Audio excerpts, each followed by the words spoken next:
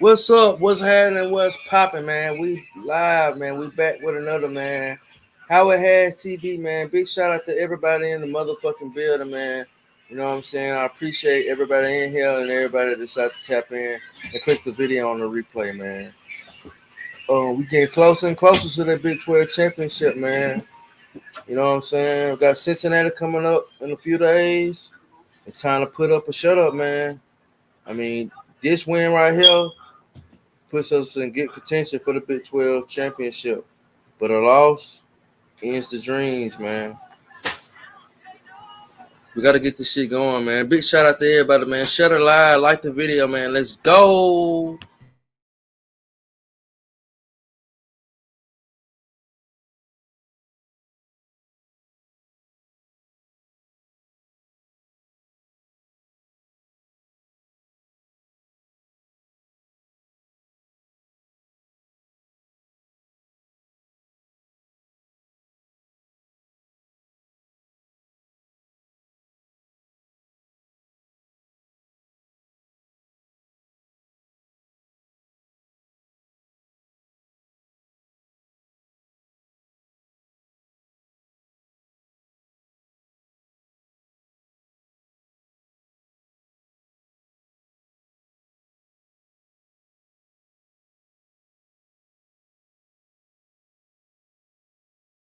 Big shout out to Buck and Well Off Media, man.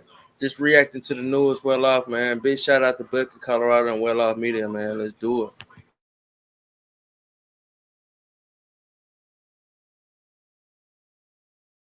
Stand up. Yeah. He does all our social media.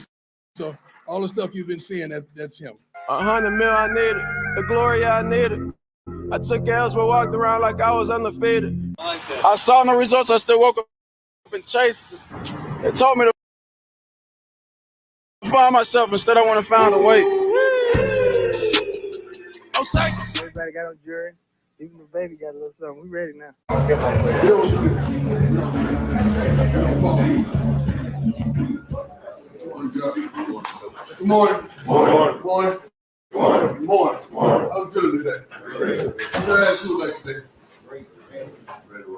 You ready? Give me one thing to make me believe you. We do. Like it? We ain't watching the film yesterday either. We got it? Okay, we can't go to Tuesday with no film because y'all mandate they watch it on Sunday, right? So I can't see that from an older player. What else? Think we ready. We ready. We're gonna have a staring contest, huh? Never satisfied. Excuse me? Never satisfied. Never satisfied? What do you mean, Jimmy? Explain it. Always hungry. Always hungry. Anybody else? Ready to get better. Ready to get better. That's the same thing. You gotta prepare before we put the pads on. You got everything to your disposal as far as film is concerned. You do that so when you get to practice, you're not out there looking lost. You've seen what plays you're getting in the run game. You've seen what plays you're getting in play action pass and so on and so forth. It's always preparation. We finish one game, we flush it on Sunday when we come in here and watch tape or go practice or work, lift it on, and then it's on to the next. On to the next means Sunday night. It don't mean Monday or Tuesday or Wednesday. It means the next fucking day. Let's move on and get to the next so we don't fucking practice and it look like this on the grade sheet. All right. I just want to give myself You want to go to the NFL? Right. What's your goal? You want to be a doctor or what? What's your? I mean, the point is, this kid. When you look at his foot, AP, I know you know his foot like black and blue for about the past 2 weeks. Yeah. But he still go every day to give you guys looks. He go every day. He ain't the most talented, he ain't the most strongest, but he go every day. He give us what we need. And some of you guys gonna wait for the game because Brian keep talking about what you gonna wait for combine, what you gonna wait for somebody to come out and test you one-on-one, try to get bigger, faster, and stronger. You're gonna keep waiting. So you really don't respect the game. What are you waiting for? Every day we keep talking about your effort, your technique. Like Coach Hart said, man, it's all about your technique. And your assignment is gonna show your effort. What you guys gonna put into? What are you waiting for? We had a point in our season where we can take control and run the tables. But you're gonna wait for the game to be taken away from you before you really appreciate the game. when you really appreciate practice. Real quick, I'm gonna say it real quick, man. Like July 5th, a lot of y'all don't really talk about. I had brain surgery July 5th of this year. I was gonna wait till after the season. I didn't want to miss this shit. When the Coach Prime said these the dates they got, they couldn't find a date. I can wait till after the season. I'm good. Coach Prime said no, you can't wait because you can't play with it. But I was so selfish. I wanted to make sure I was around this. Then think about my own family, my own life. When you guys are gonna appreciate that, you're gonna wait for something catastrophic to happen to you, or the game is taken away from for you to appreciate what we're trying to tell you. Let's get to the football. Something that we take real simple and real easy, just get to the football for a couple of steps. But you guys don't realize, you don't appreciate it until it's taken away from you. So you guys gotta understand that first, what this game is mean to you. See, for us around here, the game is so good to us, gave us so much and it's still giving today. And some of you guys are getting so much good outside the game, you ain't giving the game what it deserves. Come on, bro. So it's time to start thinking about it, guys. You gotta realize you came up at a time where mama had to sacrifice a meal to pay a fee for to play the game of football. And when you guys understand what this game can do for you and what it's doing for you, then you realize what we're talking about is simple stuff for Prime to get to the football. And that's what he's trying to explain to you. Don't wait. Because Prime keeps saying so elegant, guys, don't wait till the last minute for you decide who you really can be and what you can be, how you can take care of yourself and your family. Great word. All right, receivers. Yesterday, give more, because it ain't enough. Whatever you've been doing, do more, because it ain't enough. However you've been preparing, you got to prepare better. You got to prepare greater, because it ain't enough. Some of y'all wait to the last minute to try to turn it on, and it's not going to be enough. You're going to realize that when this thing is almost over. As well as, at your greatest temptation to do wrong, you need to do right. Your greatest temptation to do wrong, you need to do right. And upper class, we tell you something, this is it. Keep telling y'all, I'm trying to warn you, I'm trying to prepare y'all to get you ready. Where are you dominant at? Where are you dominant at? Because that's the only way you get elevated to the next level, is you're dominant. You're winning your battles, you're winning your matchups, you're dominant on the field. Where are you dominant at? Average don't go to the pros. Average don't go NFL. Average go home. That's what average does. Where are you dominant at? If you can't dominate a guy on the scout team, how are you going to dominate a guy on Saturday? Where you dominant at? What part of your game? Like the video, man. Hit that like button, man. It's free, man. Hit that like button, man. We walking on campus. And we walk into what's the place where everybody work out, have a good time, what they call it? Rec Center. And somebody walks out the Rec Center in the best and the greatest Lululemon outfit you've ever seen, in his fitting hips, lips, and fingertips. What do you say when you see her to your friend? Because you don't know her. You never seen her before. What's the first thing you say? Who is it? What you say? Who is that? Why do you say who is that? Because she's what? She right. She bad, right? We get scouts out there every day. Bunch of them. Yesterday, I think it might have been the most we've ever had. Now, one of them said, Coach Prime, who is that? Why? Why aren't they asking me, what's that? Why? Because of the way you practice, because of the way you look, the way you go about your business, the way you going about your day, the effort you get, the inconsistency that you're showing. Not one said, I know I came to look at him, but who was that? When is going to happen? Until you dominate in practice, you're not going pro, because you're not going to dominate in the game. So I just want y'all to understand that. Don't ever say you didn't know. Don't ever say you weren't educated. Don't ever say you weren't informed. Until you dominate in practice, how in the world are you gonna go broke? Because every day a scout come out there, they should be looking at it. Who is that? Never forget those words. Who's that? Have a great day. Jackie, you told us.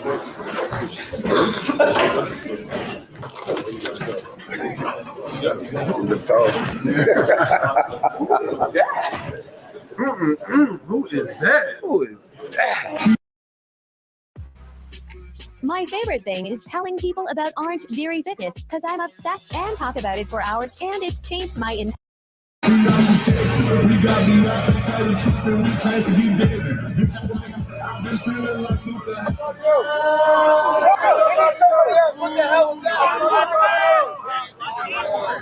the hell was that? Pick somebody else.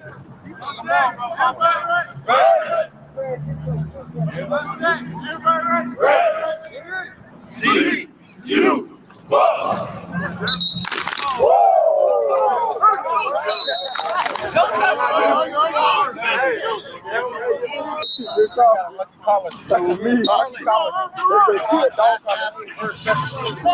was ready that time. No. Like it's like when I put on my shoulder pad, something just activated. Like I feel like I've been 100% since like Monday. Like how did that even You know why I got hit so fast, bro? You seen that picture that Coach Prime posted? Ever touch me? Yeah, he healed me, bro. That was great. I'm telling you now. Amen. It's something about that touchdown. Pause.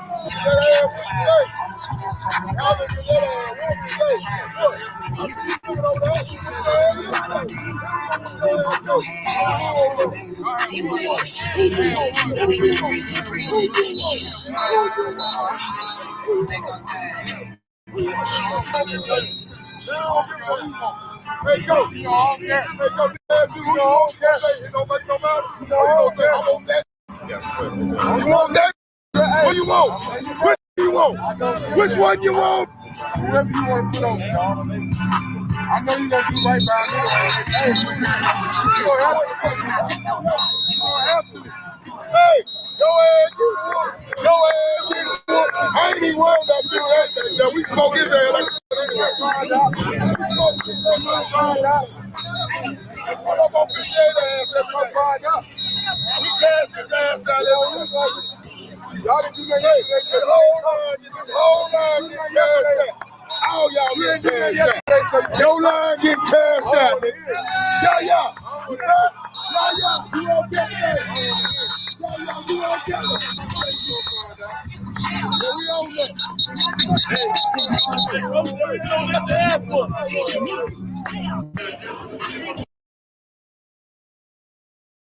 Shout out Cole Lou, man. Cole Lou said, yeah, we on that. He whooping that Benson and May as we saw her, man.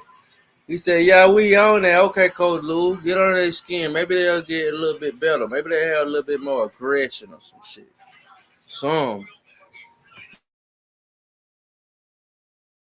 No big sip, better watch what he said. Coach Lou got down, come out there, got down Wilson and slapped the shit out of his ass. Slapped his ass back to Mississippi. And let me goddamn continue.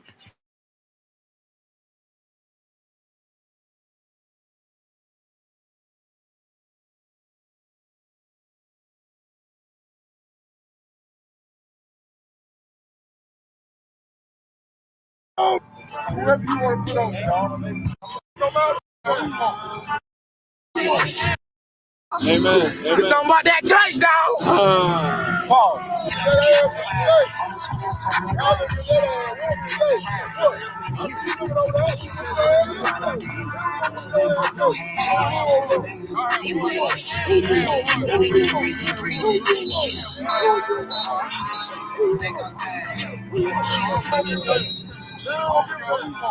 Hey, go. Hey, go. It don't make no matter. You want that? What you want? Which you want? Which one you want? Whoever you want to put on, dog. I know you're going to do right by me. Hey, you're going to have to. Hey, go ahead, you whoop. Go ahead. Boy, he pointing their ass out. He like, yo ass finna get whooped. Yo ass getting whooped. Yo ass getting whooped. Hey, just to let y'all know, bro, Benson will be back next year. So if y'all thought he was one and done or he was goddamn going to the league, hell no. He will be back next year. He will be a senior on the offensive line, and he will not be the leader. Jordan Seaton will be. That's if you didn't know. Hey, but I fuck with this tactic by Coach Prime and D. Lou. You know what I'm saying? Get them fired up. Get them riled up. Make them goddamn do some dirty shit at practice so it can be intense. We need an intense lineman, bro, other than Seaton, bro. We need a nigga that's trying to maul shit. But the thing about it is, it can't just be against your teammates. It can't just be at practice, dog. You got to do this shit against the ops, bro. It's imperative, man. You got to, gang.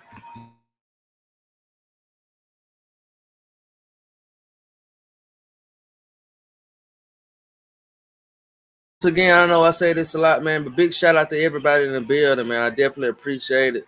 Hey, I'm finna fire this out up in a little bit, man. Y'all fire y'all's all up, roll that shit up, pull you up a shot, whatever the fuck you do, pull you up a cup, pop your pill, whatever the fuck you do, man. Hit you a prayer, hit you some push-ups, hit you some sit-ups, hit your bitch. Whatever you gotta do to get woke and get up. I know it's late, but hey, man, you grown, man. You only live once, man. Tomorrow ain't promised. Just know that, man. Maybe you ain't been through enough shit in your life, but tomorrow ain't promised. So why not enjoy it today, man? Wake your ass up, man. Shut it live, man. Let's go. Like the video too, man.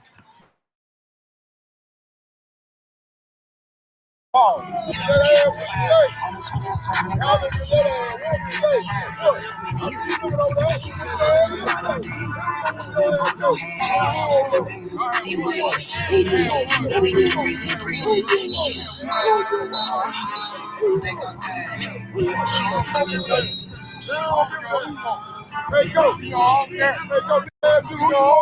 It don't make no matter. You want that? What you want? Which you want? Which one you want? Whatever you want to put on, dog. I know you gonna do right by me. Hey, you gonna have to. You gonna have to. Hey, go ahead, you whoop. Go ahead, you whoop. I ain't even worried about you. That we smoke his ass like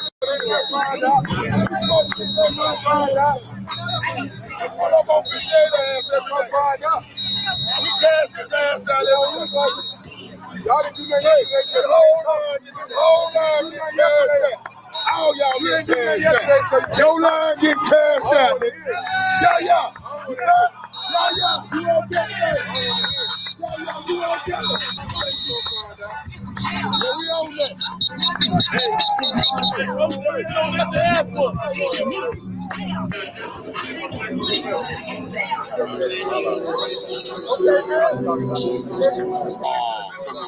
No, here come. Go ahead. It's just a circus.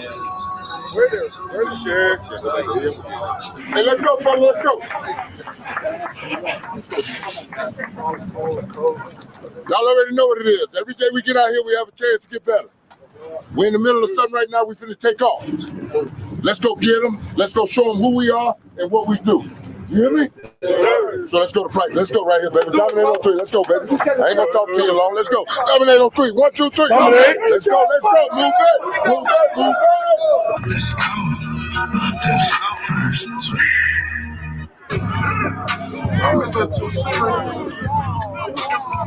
You the fish now.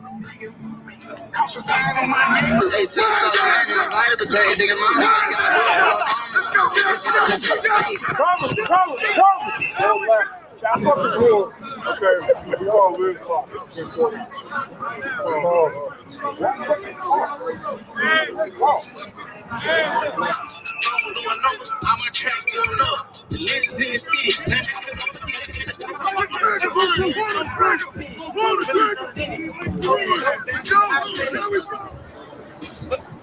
They want to know what y'all doing for this.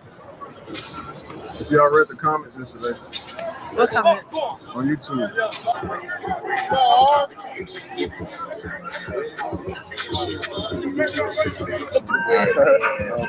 Okay, great start. Let's make sure we finish. 707 is up next. Okay, 10, you got to go. I need you to go. You got to go. You got to go. 10, you obviously know that. Everybody else rotate in. Now, when we go scout team, man, you're going to have to get more on scout team. You got to participate on both because they need bodies over there so we make sure they get the looks. Everybody got that? So just keep the energy and the intensity up. Again, man, we want to be mistake-free. Again, elevate your game just to lock in on what the play calls are and be attentive to the details of execution. Everybody got it? Big break.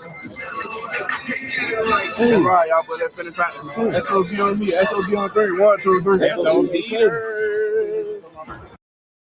The new 2024 GMC Sierra HD. Get 5.9% APR for 84 months on Sierra heavy-duty Denali models. That's over $5,300 in average finance savings. There's been a lot of talk about duping lately, and we want to join that conversation. Dupe us! We'd love it if more brands duped us. We're a brand with values. We democratize access to the best of beauty. Dupe that! We're changing the board game.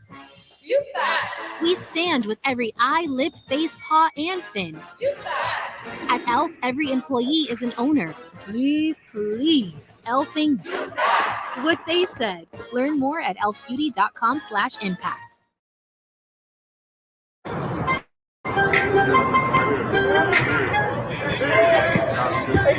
Okay, because Greg, if we're in a live situation, you try to do good. Thank you. Okay, but it's fun. If you can hop with it, fucking hop. You got it? I want to see that shit when it's live. Here we go. Right here. Here. Right here. You're here. Now we do. Hit! All right. You scared you're gonna hurt him? Okay, try to run through the whole life. You know what I'm saying? Try to take your body and put your body in between you and the fence. Kill it. You know what I'm saying? Like, try to hurt him.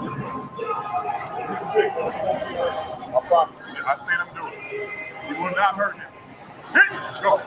Right. Sit down. Good. There you go. You guys been better burgers? Yeah. See? Like you said, Bert. No. Right, Bert. Right, Bert, sit down. Sit down, Bert. Sit on his ass, Bert. Yeah, Bert. Yeah, Bert. He handled you. Don't you call him out and then don't do shit. On top. What's up, man? Let's go, Shane. Pull it. Pull it. Pull it.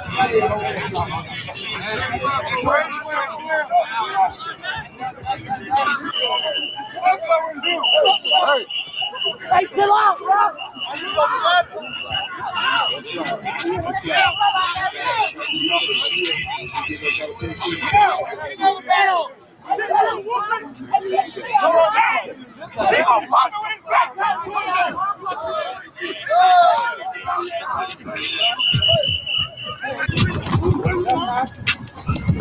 See a dog? Pull the trigger. Pull the trigger. Pull the trigger. Get out. Let's go. Get out. Walking in anyway. Stay the beat down. Oh, what you do that?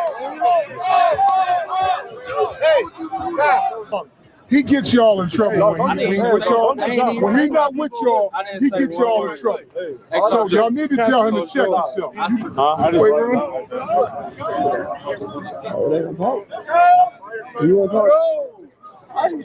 ain't about that talking, man. I'm all about that action. Yes, we got love. Stop asking. Why am I so hungry? Because you're watching football.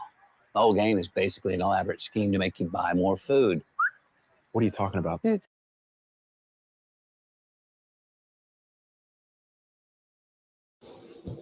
Whatever you've been doing, do more because it ain't enough. However you've been preparing, you got to prepare better.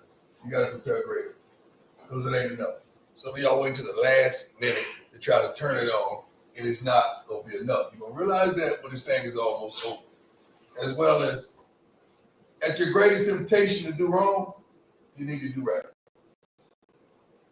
Your greatest temptation to do wrong, you need to do right.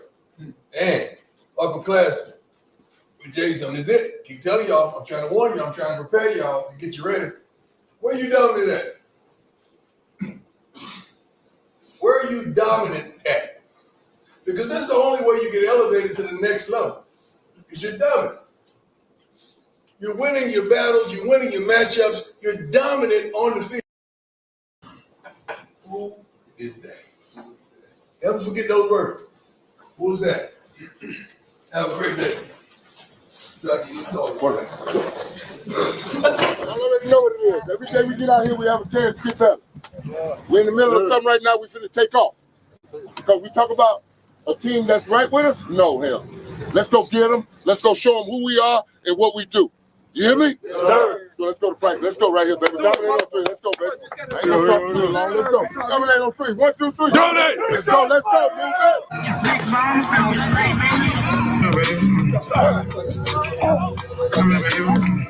You see yet? But it's coming. I don't know what.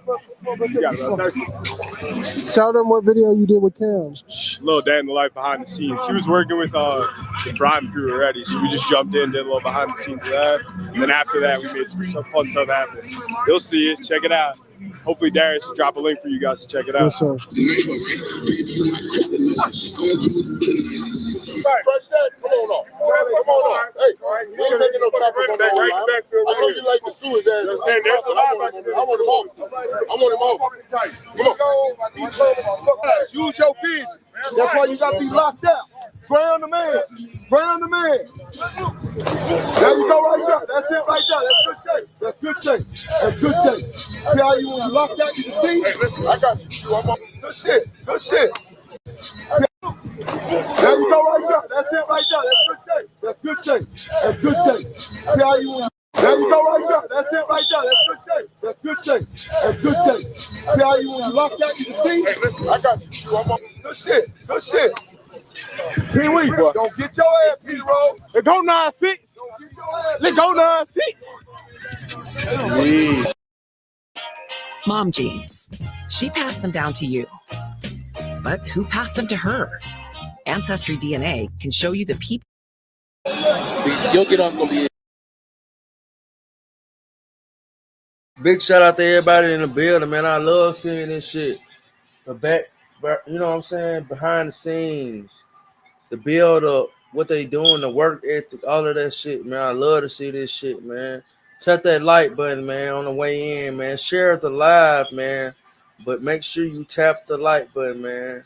Stop fucking them fat stacking assholes too, man. Let's go. Like that's gonna save you on that, bro. Because you taking on a double team and they hit me, bro. So you gotta get it down too. I mean, and all else fails, make a pause, bro. So I know you learning to get some strength on your body and shit like that. You better make sure you sit it down. Get off is so important, especially when you're waiting. Well, what type of rock star lifestyle might not make it? You got it. And you got the rock star lifestyle might not make it. And I got the skis on. Crazy work, bro. What up, man? That's fine. Hey, I know you don't got the turtleneck cut there. Well, they made me check it in. No, I'm just a freak. You're taking in the compression shirt. You're taking in the tight body shirt. What the you got like 2 more pairs on that shit, man. SOB on me, SOB on 3. 1, 2, 3. SOB. How you the only big buddy? Hey. I bet Scout, what you gotta say to him? I ain't gotta say nothing, brother. Just working, that's all I gotta say.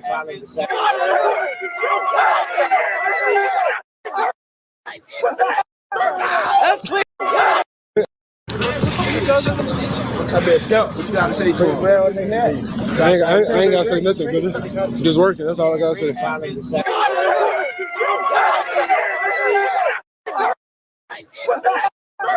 That's clean. I do it. I told you about the hit percent. Now they gonna hit him. You don't want us to block? What do you want? You don't want us to block? What was it? That was a block. Straight up block. He don't like that. He don't like it. We just took the prom boy out of Who was that? Oh, that was 8? That was 8. That's his boy. Right now. I'm heading back to the south, you feel me?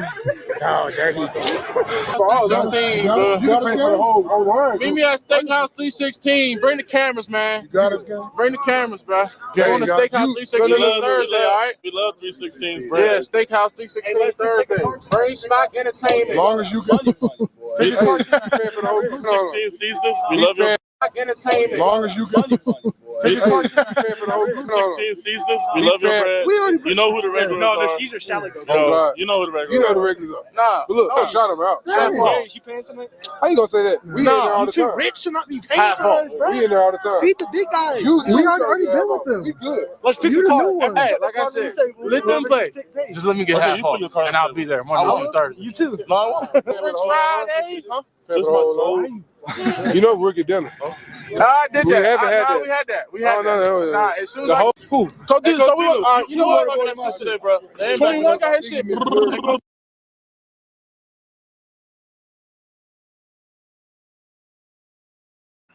Hey man, see, you better not go for that shit talking about some rookie dinner, cause his ass play like a fucking rookie. If anything, you look like the veteran and they look like the rookie. So they should be paying your motherfucking way, nigga. Matter of fact, they should be paying for your food, because without you, the line would be atrocious. That's just my opinion, though. But that rookie shit dead, gang. This your first year just like mine, and you ain't did shit this year, gang. You tripping. If anything, you need to stop selling Don't Touch 2 merch. Hand it on over to C. He need to do a cease and desist on your ass. He need to get that shit. You feel me? And yeah. Tap that like button, man. These niggas tripping. They got seen fucked up. I ain't get that either. Hey, go D-Lou. I see you in the ice pop. Go D-Lou. You was talking all that shit today. We done ran the ball on him today. All that cash. Shiloh done got all that cash. I don't even know what to call that. It's a new type of blur. When it's more disrespectful than the blur, it's brrr. Because it's just like, God damn, I can't believe he just brrr him like. Did that actually happen? Yes or no? What? I didn't see that. I will send you the clip. Okay, but he got brrr. And then the crazy thing, the receiver did a damn, I was watching Family Guy and they said something about it. Anyways, he slammed the ball. Oh, he did a spike ball. Yeah, the spike. What?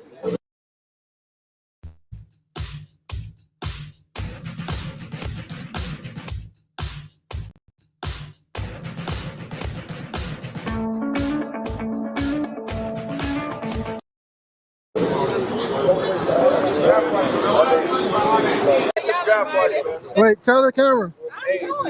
Y'all invited to the draft party. I understand that, but y'all invited.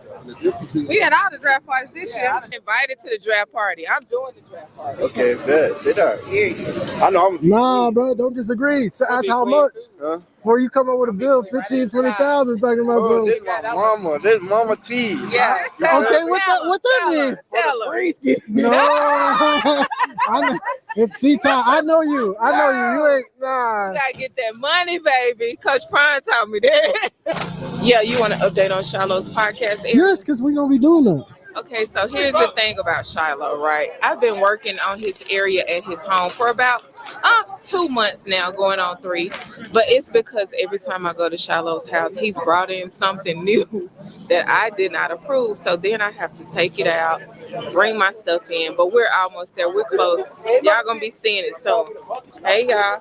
Y'all gonna be seeing it soon. Darius gonna be shooting there. And yeah, I'm excited about it. You excited, D?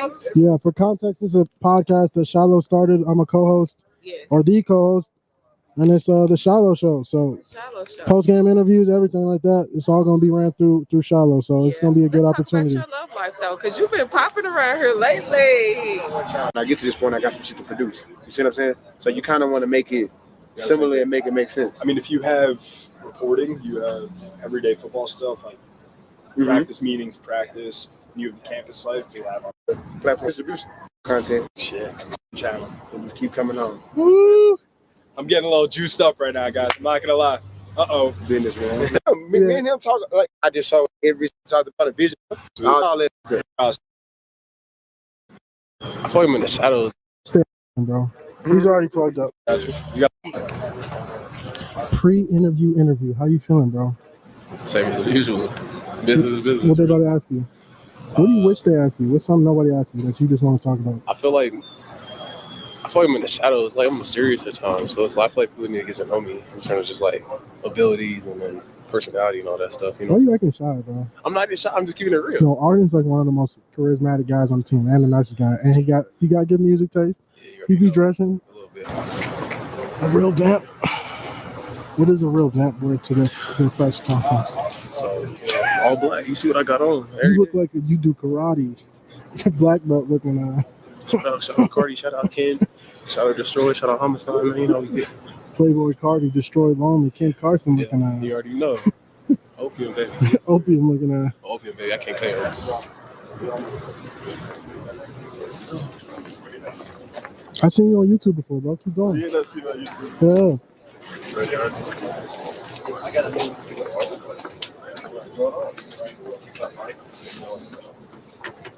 Okay. Arden Walker, Matt, start us off. Arden, obviously the last 3 weeks for this pass rush group, you guys have started to take off. Have you seen a shift, or is it just one of those things where you keep working, and eventually the dam's going to break? A little bit of both. I mean, I feel like we just continue to be consistent in practice and in the game, like just getting opportunities to rush the passer and making plays when we need to. So. And what about the quarterback contain? It seems like it's maybe earlier this year, something you guys struggled with against UCF, maybe tighten that down. You got some more snaps in there. You feel more comfortable about dealing with running quarterbacks? For sure. I mean, I feel like I said, it's just from week to week, so it's just based on what we have and the scheme and stuff like that. But for sure, like I think just IQ and recognition and stuff like that, we just need to continue to just figure out schemes and how we can be successful week to week. So. Brian, you got one? How much better is a group like that when there's many guys that can rush the passer? It's not just one or two that you're relying on. I mean, being able to hunt like when we're 3-4 deep, I mean, it makes us better and be able to get ready to play in December and January, which is our goal. So you feel like it keeps fresh legs throughout the game too? Oh, for sure. We're able to rotate. It feels like basketball in a way. Like they got some guys coming off the bench or like hockey or something like that to be able to just keep rotating and keep the same energy. So no drop off, I guess you could say. Adam, go ahead. Arden, being a Colorado kid, what is it like to see the perception of CU take off nationally and here locally and just kind of see the change of that perception? I mean, of course, I heard all the stories because I'm a legacy buff as well. So I feel like I take honor in it, one, and then two, I just think like it's so much fun. I enjoy it. Just seeing the culture continue to keep building and growing. So like I said, I'm having fun. I'm glad to be a part of it. Sure. It seems like coaching staff and like players haven't had like the same first impression of Rob Livingston. What are your impressions of him? I appreciate Coach Rob. He continue to let us just hunt and be able to attack and play to our strengths. So I think just overall, like I think as a defensive line and defensive end group, we continue to play in the scheme and trust the scheme and to get the job done at the end of the day. Brian, go ahead. Can you talk about Cincinnati this week? What you're seeing on film out of them? I mean, they're definitely a hard-nosed team, and I think we continue just to, show up, basically. It's a big game. They're 5-2, just like us, so I think it's just more coming down to who doesn't make mistakes and who gets the job done to win. What are the strengths of that other quarterback? He's been playing pretty well this year. He's definitely a mobile guy, so we got to make sure we do our job to make sure we stop him, so not too much. But. Michael, go ahead. Is there a down that you, I know you guys are on rotation, is there a down that you're like hoping that you're in? That way you can go hunt? I mean, I play my role at the end of the day. Like I said, when it's my time to show up and it's my opportunity, I make sure I make the most of it. So I can't really complain. Like I said, I do my job. That's all I know. Anything else for Arden? Go ahead, Tyler. Or just how valuable, you've been here for 2 years, same with Shane. How valuable has he been to the room? And just how kind of underlooked do you feel like he is? And just what you guys have been able to do and make the turnaround you made from last year to this year defensively? You talking about Coach Rob? Or no, Shane Coates. Oh, Shane definitely improved his game. I feel like not only just in pass, but in the run. Like I think just some of his techniques and stuff like that. I think he's looking at it from a different lens, and we got a different ear in the room too. So maybe that worked for him, and I think that it just showed up obviously on tape. So. Go ahead, Matt. Arden, every time you cut on Well Off, you hear Coach Lou, Coach Sapp, Coach Dancy. Those guys are getting on you. How much fun has it been to play for those guys? And maybe you got a good story for them. I mean, it's been great. Obviously, you got a Hall of Famer in the room and a first rounder, and the coach has been a head coach somewhere as well. So, I mean, I think just got good wisdom, and I think we all just took heed to it and continue just to learn and grow. So we all want to get to the top. So I think everybody in my room wants to figure out what's the idea or the goal. So. Any good Sapp Lou stories? I got that some. you can I share. can't think of it. I mean, it's always a joke here and there, like in the meeting room or something like that. So we enjoy it. All joke and laugh. So it makes the game fun. I think we're just growing closer. So building relationships, personal relationships with each person. So. Thanks, Arden. Appreciate you. Thank you. How are you? Good. I'm just trying to make sure I don't talk too fast. No, bro. You on there? Go smooth. Yeah, bro. See, I'm media trained. You already are, bro. That's what I'm saying. Public relations. Why you be acting like that? I should have went to school for it. Why'd you lie to bro when he said about the hunt, bro? You know you're trying to hunt him. I know, but I had to make the team. We all getting to work. Okay. What's up with the eats? I need to eat. What's up, brother? Yeah, because you can't give them bulletin board material. Like if I say something, then Cincinnati go back and be like, "Oh, he said this and that." Yeah, you have to be positive some type of way. Yeah. You know? So they asked about the quarterback. I'm like, I can't speak on that boy. I want to go get that dude. Yeah, and you got to uplift him at the same time. Yeah. Kind of. I'm like, he been playing good. Yeah. I said, my team been playing good too. That's why I said they 5-2. Like I had to dodge the question kind of, but we got to go to work. That's all I know. Okay. But I'm like, yeah, you were trying to catch me, bro. Hey, Dub, man. Man, I got a lot of work to do. Man. RTP Academy, though, consulting, all that. Man, tap in. Registration and bio. Link in bio, man. RTP merch, too.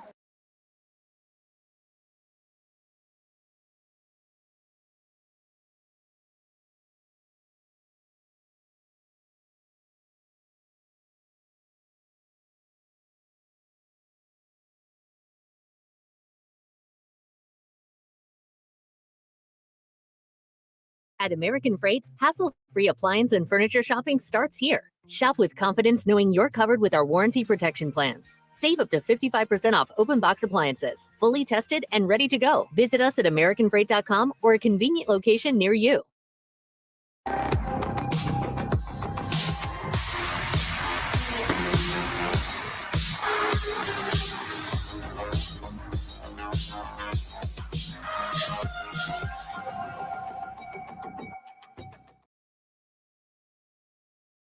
Do you ever think you playing too much football in terms of playing both sides of the ball? No, I don't think I'm playing too much football because, like you said, this is all I know. What's up? Welcome to another episode of the Travis Hunter Show. I'm Travis Hunter. This is my boy, Caden. Yo, what's good, y'all? I'm back, man. I'm back. You've been gone for a minute, bro. Too long. Hey, how you doing, bro? I'm doing great, man. Just living, man. Working, supporting you, man. Great. It's been good so far. Yes, sir. How are you doing? Sir. I'm good, bro. Good, healing, getting healthy every day, bro. On today's episode, we're going to recap my game versus Arizona and speak with the legendary Charles Woodson. So stay tuned. All right, let's get into the buff breakdown where we'll be recapping our last game versus Arizona and our upcoming game versus Cincinnati. Let's go, baby. What you got for me today, Caden? All right, Trav. So what was the team's mindset going into the Arizona game this past weekend? I know y'all had some unfinished business against Kansas State. Yeah. Our mindset is go 1-0 each week. So that was our mindset. Our mindset is that each week. Go 1-0, dominate our lane, and just keep dominating, keep improving. And that's what we did this week. We kept improving, kept dominating. And defense came to play, and offense came to play. And special teams. Every position came to play. Every group came to play. We're just ready to play, ready to dominate. All right. Let's go over some of the key points from the game. So the onside kick in the beginning of the game. Mm-hmm. How do you think the team handled that? We handled that good. I'm not gonna lie. I don't like going over special teams so much. We go over special teams so much, bro. But it actually worked, and the guys paid attention, and we knew we was gonna get a surprise onside sooner in the game. So our coach. Before? Well, our coach kind of know they special teams coach. He got tricks under his sleeve, so we was prepared for it. And the guys, we did what we had to do. We got the ball, and you can't let our offense start at no 50 or at no 40. It's over with by the time you do that. we got an offense that can go put points on the board no matter where we at on the field. All right, I know you had in the second quarter of the game, you had a big 14-yard gain. Mm-hmm. What was the game plan? Like on third down, you had third down, 14-yard. What was the game plan for that? What was it really wasn't no game plan. I mean, I think it was a timeout or an injury timeout. What was the plan for that play? I went to the coach. I'm like, Coach, I could beat him on the dig. I can get the first down. That's nothing. We can get the first down, And it's like a clip out there where we were talking about the play. Shador actually told Will to get back in the game. Yeah, I've seen that. But that play right there, we called the play. I told Coach, just give me a dig. I can get to the sticks, get the first down. We did what we had to do. We like if we give Coach a play, we know we gotta execute it. So we executed it how we supposed to. All right. What was the first half thoughts? We dominated 28-7 first half. What's your thoughts on that? Our thoughts like we got to keep going. We can't let up because if we let up, they can come back. 20. We was up 29-0 last year, and a team came back and beat us. So we know we can't let up. We got to keep dominating and just keep going. So that was our motto on halftime. We still had to go and improve and go 1-0 and make sure we do everything to keep our record and to go 1-0. Shador threw for 250 yards and 2 touchdowns. Thoughts on his leadership from the game? He played a lot more poised. But those 2 interceptions that he threw, we can't do that. That was a bad mistake. Yeah. We got to do better with that as receivers. We got to at least try to get the ball down when it's in the air like that. But we gonna try to help him out as best as we can. But he gonna keep balling, keeping the ball where it's supposed to be for the receivers to have a chance to go get it. So, all right, what was your thoughts on the running game, receiving game, and the defensive performance? Like I said, all positions came to play. Everybody came to do their job. The O-line blocked, opened up some lanes for the running backs, and we put the ball on the ground and ran. We ran for. I don't know how many yards we ran for, but we was able to run the ball. So that opened up the passing game. If you can run the ball, passing game is going to be easier. So exactly. All right. What was the decision to sit the second half? The decision just is we up 28-7. Defense playing good, playing lights out. So if I want to get healthy and be 100% healthy, go ahead and sit out, get right for the next week, and just be set. Don't be selfish to other players on the team, and just I want out there to go help the guys out. Like. That's my main thing. I want us to win, and whatever I can do to help us win, that's what I'm gonna do. And me just being on the field and in the first half helped our team out a lot. So just me being on the field in the first half, I could still I can do anything with one arm. I can still go to work with one arm. So it's easy. It's easy. It's easy to me. But I wish I would have caught me a touchdown pass the 2 that I dropped. I'll say those was on me. A little banged up, but still I'm 100% now going into this week. So yeah, it's over. I'm back, man. All right. How do you feel about the result of the game? There's a lot of talk about Colorado being Big 12 legit contenders. So how do you feel about that? We don't care. We don't pretty much care about the talk, man. We just got to go 1-0 each week, man. The outside noise don't get to us. We're not gonna let it get to us. We're just gonna keep going and dominating. So we just gonna keep dominating. We appreciate all the love, man. But it's the hate that come with it. We know it's hate that come with it. So we're just gonna keep our head down, keep grinding, keep going. Got a upcoming home game against Cincinnati this week. What's the plan? And because they are 5-2 and 3-1 in conference play. So what's the plan for that game? What's the plan? Just go out and dominate, man. Play Colorado football. Go 1-0 each week. We got a late game, 8:15. They love putting us at 8:15. I want the world to watch it, man. But we just gonna go out and dominate, man. We know late game. We know how to. We had about 3 late games already, so we know how to go out there. We know how to prepare ourselves and go to work, man. So we're gonna go out there, dominate, go 1-0. Just keep playing for our team. Just keep being selfless to each other. Don't be selfish, and just have fun with it. All right, now it's time to welcome Heisman Trophy winner, NCAA champion, Super Bowl champion, and Hall of Famer, the legend, Charles Woodson. How life going? I'm gonna start off like that. We're not gonna get straight into it. We're gonna ask a couple personal questions first. Man, life is going great, man.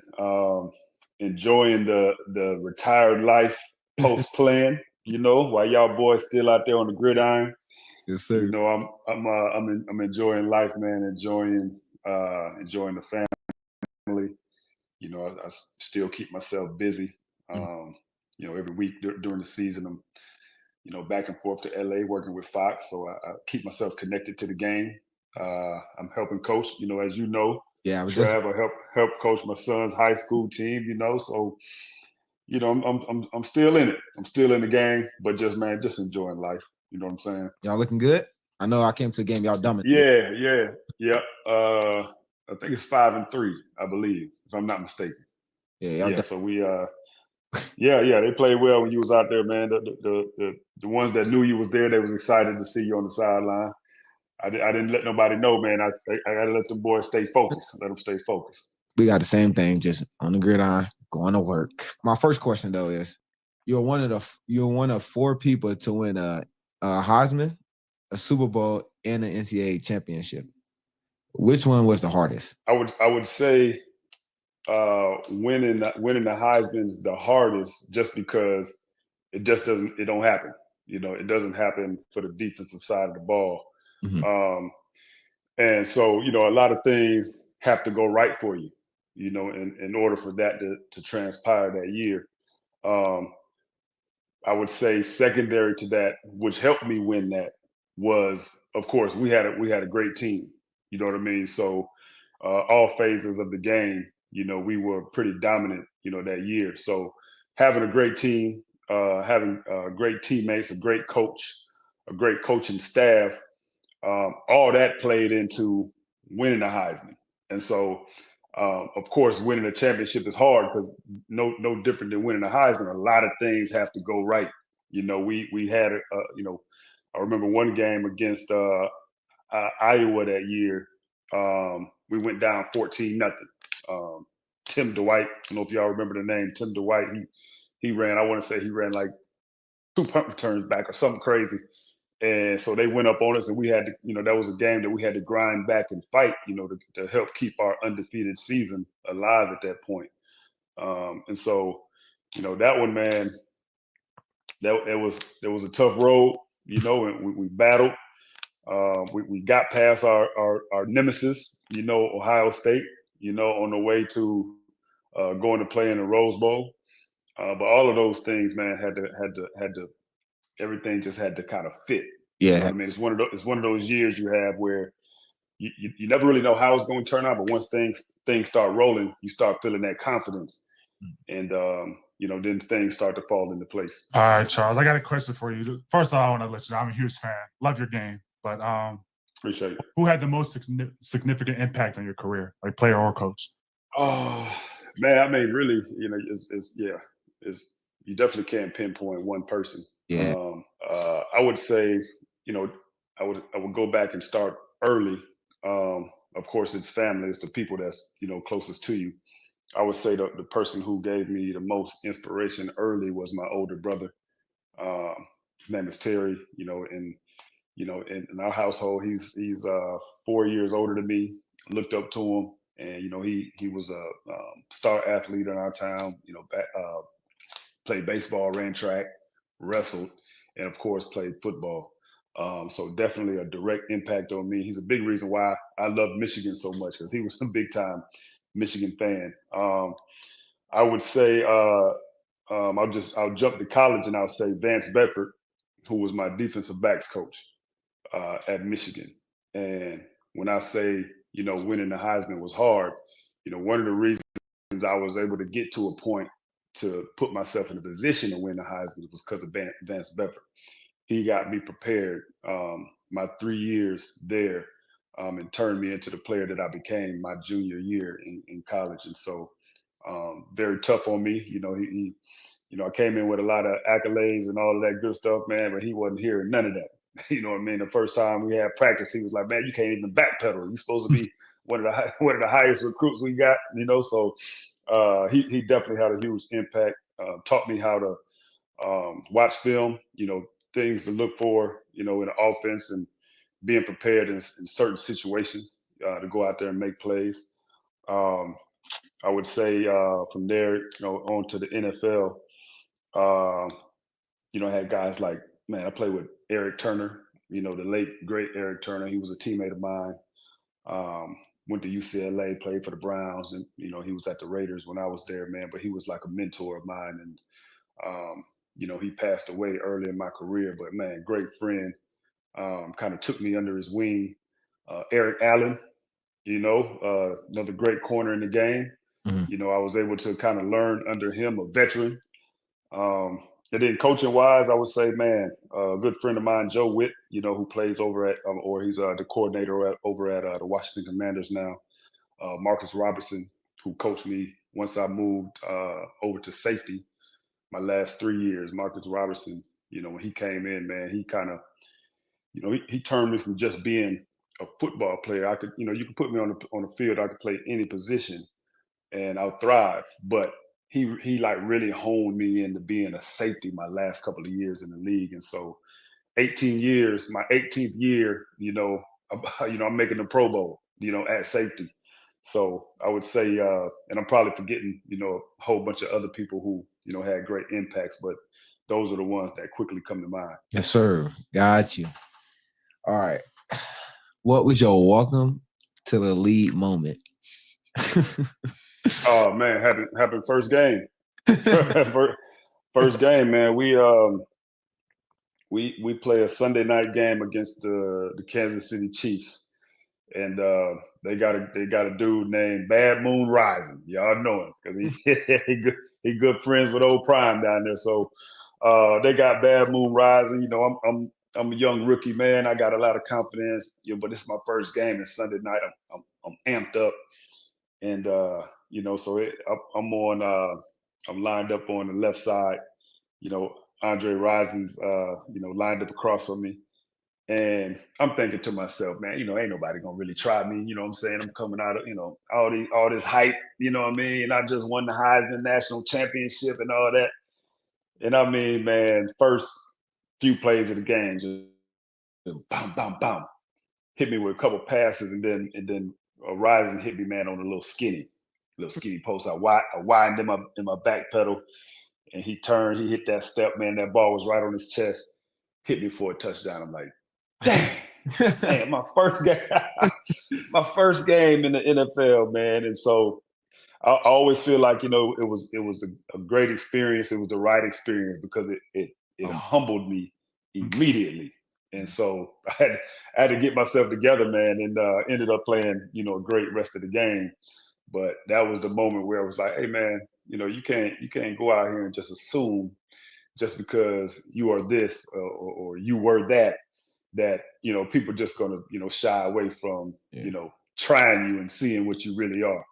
And so that was a moment for me. All right.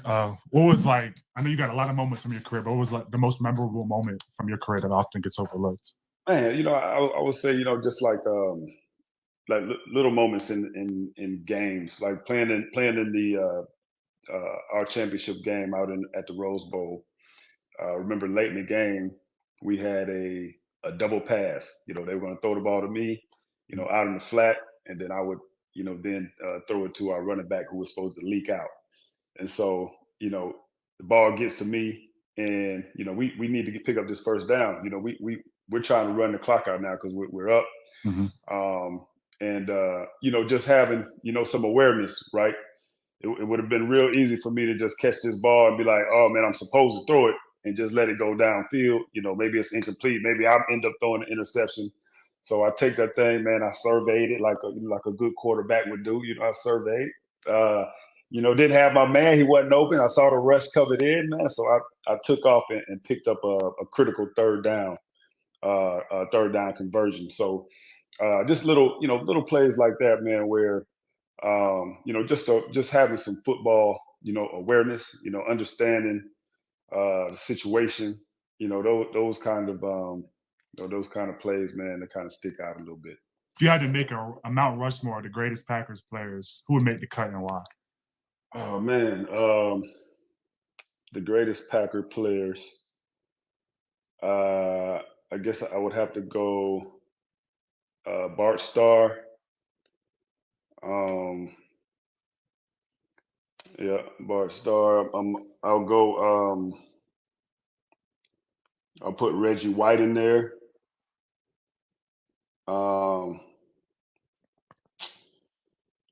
Man, I gotta put.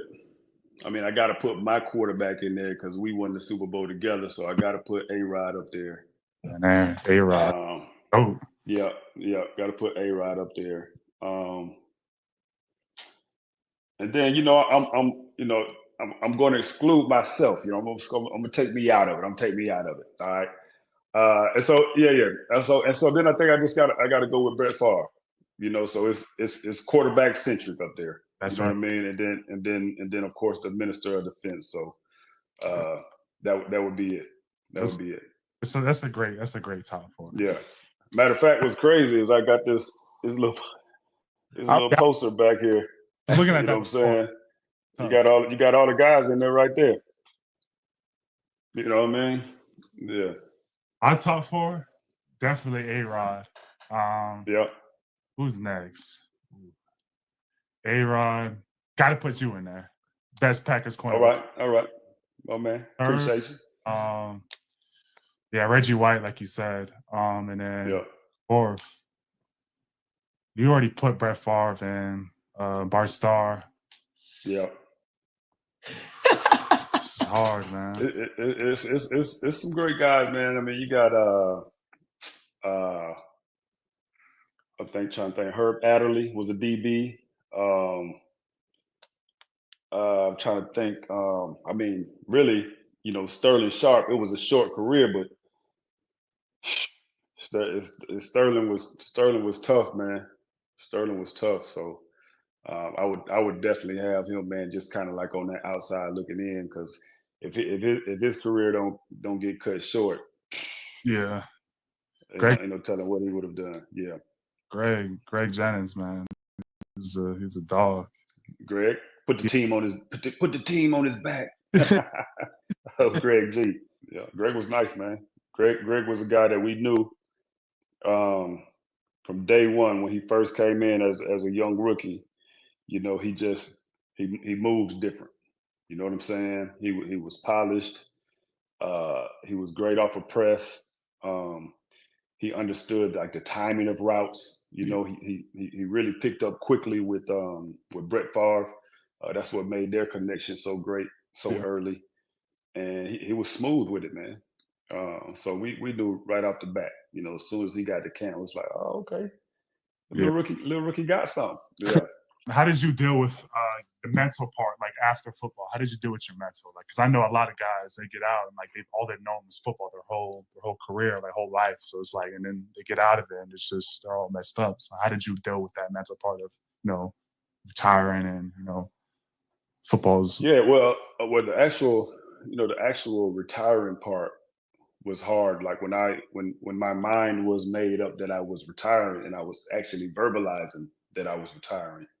That was tough, man. I cried on multiple occasions, just telling people, hey man, I'm retiring, and getting choked up. I remember going into the office and telling Reggie McKenzie, our GM, and then telling Coach Jack Del Rio, and I'm in both of their office, man, just crying because I'm actually saying I'm retiring. Like I played this game my whole entire life.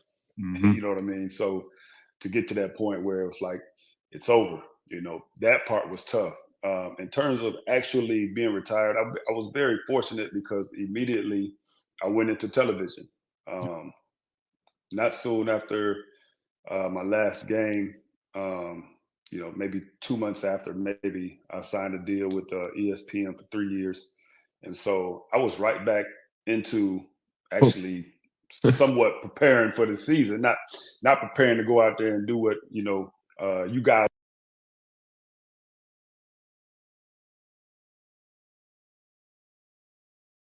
Oh, like I said, man, roll up, pull up, get up with me, man. How it has TB, man. Like the motherfucking video and go get some money, man, every day and make it a hobby, man. Straight up, man. Currently, you got Travis Hunter interviewing the great Charles Woodson. He won the Heisman as a DB, man. He was one of the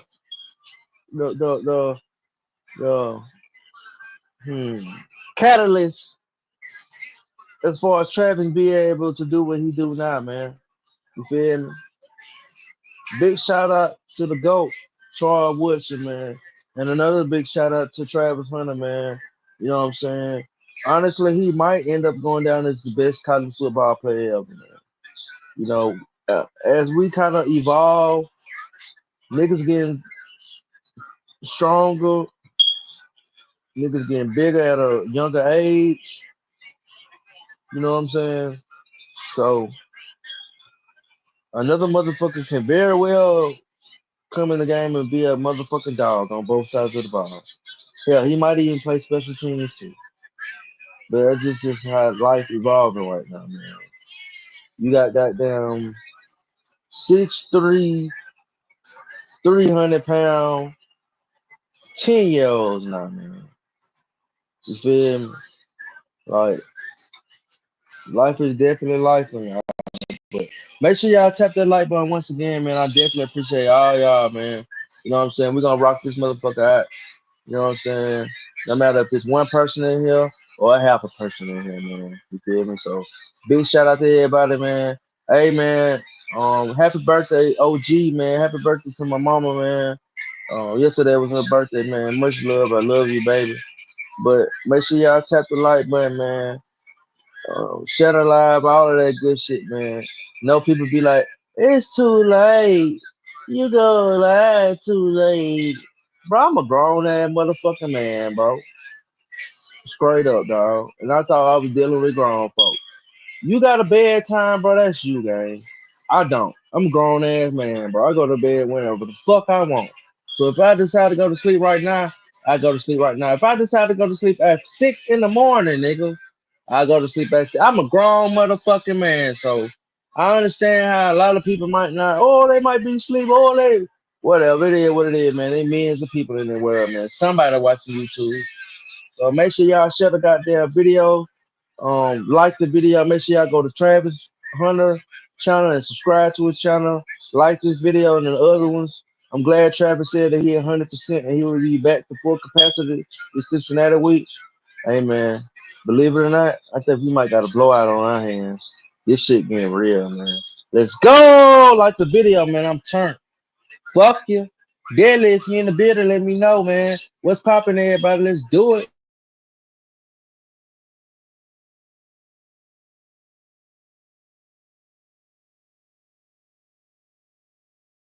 Guys are doing or what you're doing now playing wise, but preparing for the season. So I was kind of right back in another routine. I think for a lot of guys who don't have anything immediately upon retiring, that's when guys struggle a little bit with it because we've been a part of. You wonder why your girl Coochie got a stitch. Stop digging in your booty, nigga, and trying to stick your fingers up in there, nigga. That's the problem right there, nigga. Like the video, nigga. And clean your goddamn hands, you nasty ass nigga, man. Let's go. A team for so long. We've been a part of that routine for so long. We've been part of having something to look forward to for so long, and things kind of being, a kind of a rigid schedule, throughout high school, college, into the pros, and then all of a sudden when you retire, it's over. Like you know what I'm saying? Only a few people will get a chance to go back and try to finish something that they started, but when it's over, it's over. So I would say for me, man, very fortunate.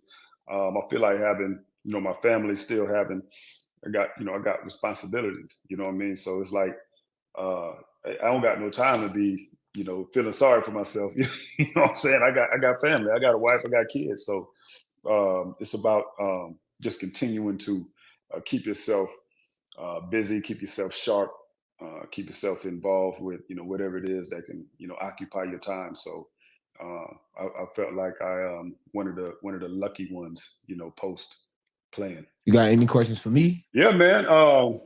You guys. I just want to know, you guys are what, 5-2 right now? Yes, sir. 5-2. And so how are you feeling as far as the season so far, and then looking ahead? What do you see? How far do you see this team going? I mean, we got it's up to us how far we want to go. I feel like, we got the guys, we got the coaching staff. If we go in there and we just grind it out, keep our head down, we can go as far as we want to go.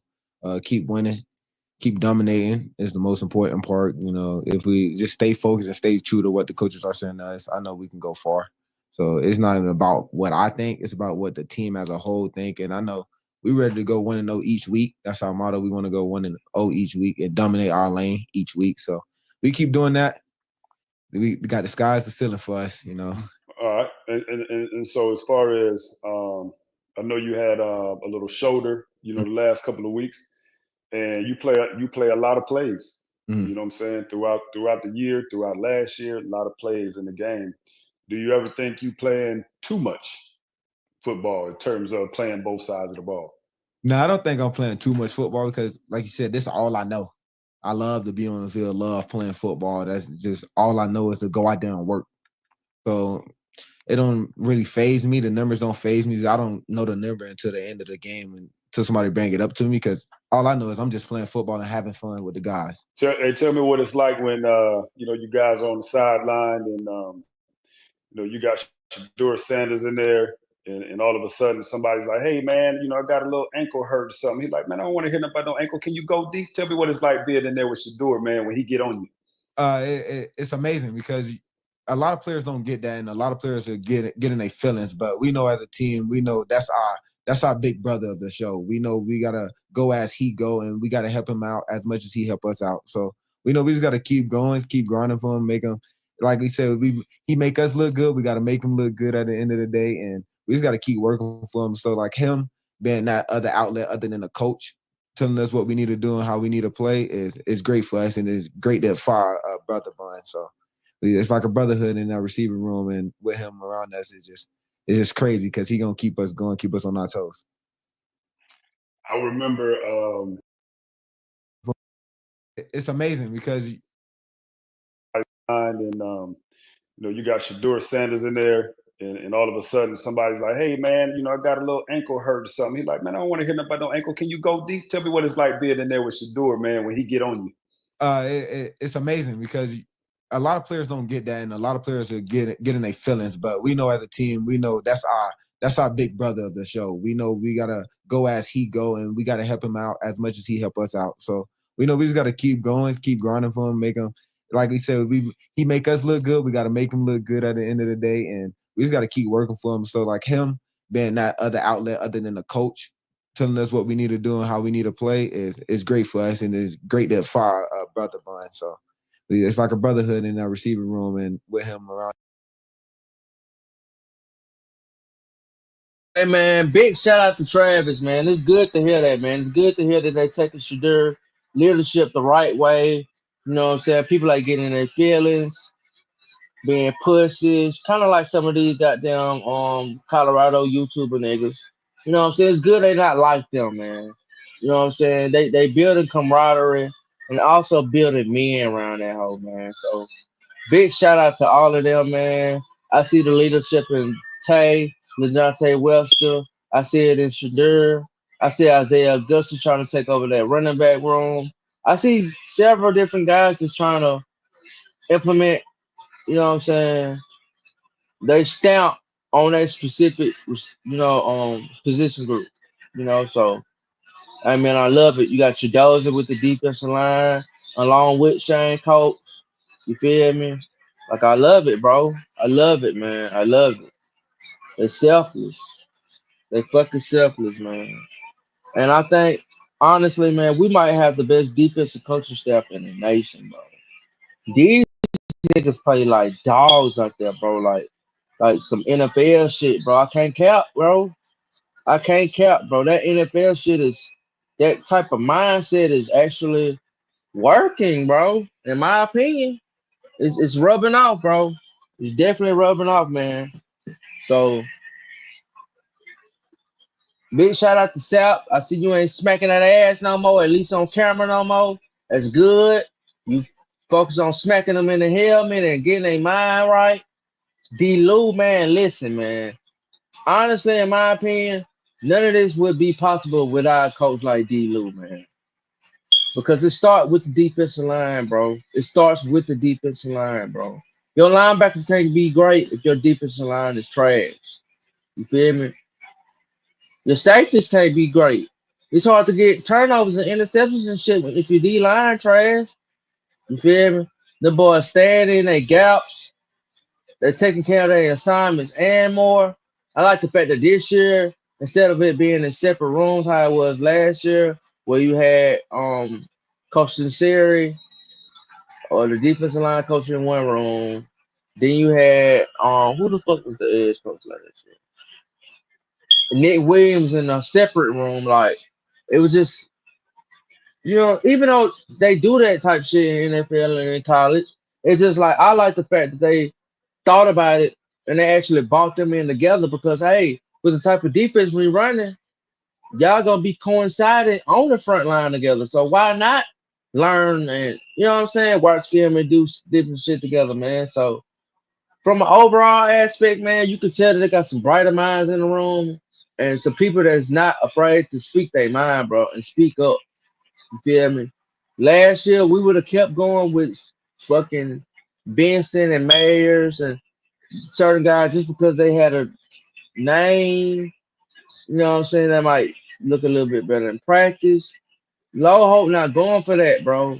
Low Hope pretty much said, even though I wish he would have did this a little bit earlier, Low Hope pretty much said, listen, niggas, if we gotta change y'all niggas out every quarter and rotate y'all every quarter just to have a feasible line, fuck it, we'll do it.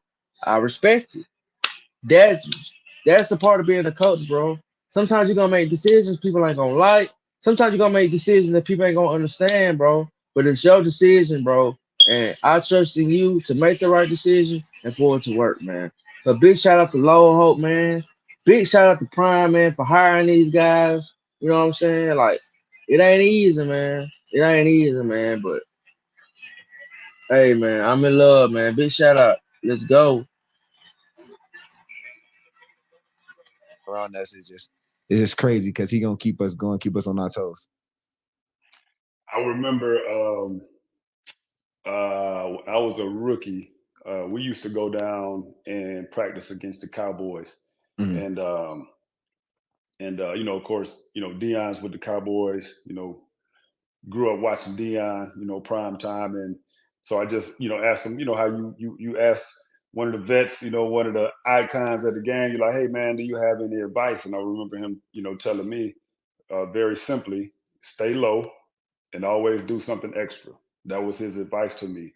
What's the best advice or what have you learned from Prime that you feel like is going to carry you on well into the future? Like you said, stay low, do something extra, and be yourself, ball and have fun. He always tell me, like, we text every morning before game day. I just text him, let's go. He'll come back and he'll say whatever he need to say. That gets my morning going. Just gotta have that routine. And, he always tell me, stay low on the defensive side of the ball and be you on offensive side of the ball. Believe in yourself and have fun. That's a simple sentence he give me every game day. And, I just go out there and have fun, do my job. But it's never something that he told me that I didn't listen to. But it's a lot of things that he tell me, like, during the game. Like, he won't say everything before the game. He'll wait, see how I'm playing during the game, and then he'll let me know. He'll come up and talk to me. He talk to me every game in the middle of the game. It could be first quarter, halftime, or second quarter, third quarter, fourth quarter. He going to talk to me and let me know what I need to improve in. And, I come up and ask him. Like, if he don't talk to me, I feel weird. I feel off. Used to him telling me something. So I go ask him, like, Coach, what I need to work on? On the offensive side of the ball, he'll tell me, and what I need to work on the defense side of the ball. And mainly defense side of the ball is technique. And don't get bored with the process because, you don't get a lot of targets, but when that target comes to you, you got to be able to make the play. How much fun is it having 99 Warren Sapp out there, man? It's fun. He bring the energy every day. We got to meet at 7 o'clock every morning. Probably start at like 6:40 sometimes, 6:50. But, he in there turned up, dancing, talking. Like, he got a quiet voice. So, Coach Sapp, man, I got to get my boy a onesie too. He been asking me for a onesie. He want to match me one day. Oh, no. Tell him don't do it. Don't do it. So, just having the coaches like that in our room and it just all around the facility, it helps. It brings the energy. We always happy. Everybody's always smiling. There's no selfishness going on because everybody's always happy. If you keep a team happy, they're gonna keep going out and showing up. Yeah. All right, man. That's all I got for you. Yes, sir. Thank you. Yeah, man. Appreciate y'all, man. And good luck the rest of the way. Yes, sir. Good luck to your son. Good luck. Yep. Keep doing your thing. And we'll have this conversation later about this. The big boy. You already know. You already know. You already know. All right, let's get into this week's headline with the Hunter headline. Hey, first, we're gonna talk about them Packers. Yeah. They came back and Go Pack, man. Wait, was y'all down or was Houston down? There was like 5-6 Yeah, lead changes. it was going like so it was like going back a and back forth. and forth game. I think Houston scored first though. They scored a field goal early, and then we drove down the field, scored. Who was it? I think it was Tucker Kraft. I think scored the first touchdown. So Jordan Love threw a rope. Should have seen that highlight. Threw a dime. Threw a dime on that one. That was your first win. That was your first win over. Win over a team that had like a positive record. Yeah, yeah, they were a really good football team. Defense played a great game. You just execute better, man. Yeah, you just execute it better. That's able to win. Defense shut down C.J. Stroud. He had 85 passing yards. Defense played it phenomenal. They should have 85 passing yards. He had 85 passing yards, and but the first the only reason they scored their points was off Jordan Love turnovers. So if you take out the turnovers and you put in just the defense playing, they didn't really allow. They allowed, I think, 6 points the whole second half or 3 points the whole second half. Do you think Russell Wilson ended the Steelers QB debate? My opinion, I think Russell, when he's locked in, he's a heck of a player. He just needs to keep playing the way he is. They need to keep letting him run the ball, letting him throw off play action because and just keep giving it to George Pickens because he's gonna go make a play every time. Hey, Russell Wilson still got that touch, bro. I was seeing a lot of passes. I was doubting it at first. I was like, dang, why y'all take Justin Fields out? But hey, you got a vet quarterback like Russell Wilson. Go out there and let him shine. He not new to this. He true to this. So I think he kind of ended the debate. But you still got Justin Fields in your back pocket whenever you need him. So Justin Fields he's still a great quarterback. Yeah, he's still really, really good. Justin Fields, he's humble enough to know, like, as soon as if Russ need me or if the team need me, I'm going out there and playing, and I'm gonna go do it, give it my all. They're not 5-2 for no reason. They was 4-2 with him. They 1-0 with Russ, so they 5-2. So hey, Mike tell him to know what he's doing. He's believing in his quarterback, so it's good. How active would the Raiders be in the QB market this year? Well, they need a QB, so we know they're gonna be very active. Yeah, they definitely will be for sure. They're gonna have a very high pick this draft. So, but like that's their main concern and main need for a position is the quarterback right now. Shador Sanders, Shador, the Las Vegas Raiders. I be picking him all the time about that, bro. Hey, you going to the Raiders, bro, or you going to the Browns?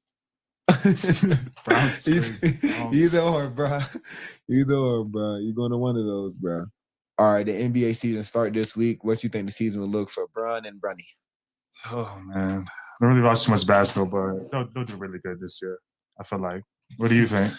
Bro, I just hope Bronny and Bron catch the oop, boy. I just hope they throw a oop to each other, but that's gonna be so tough. That's just gonna be so legendary, bro. This is crazy. Just being able to play with your son, like waiting all those years. That's crazy. But imagine being able to play with your dad, though. Imagine being able to play football with your dad. That'd be actually insane. But that's crazy. Like imagine he just throw him a oop. Yeah, you know how they used to have a little weight, how Wade and Bron used to throw oops to each other. When they have that moment, I can't wait for that moment. But that's gonna be legendary, bro. That's gonna be legendary, bro. Why am I using Shador terms? That's gonna be tough. But that's gonna be tough, bro. Hopefully they have a good season. Hopefully LeBron can get him a ring before he leaves too.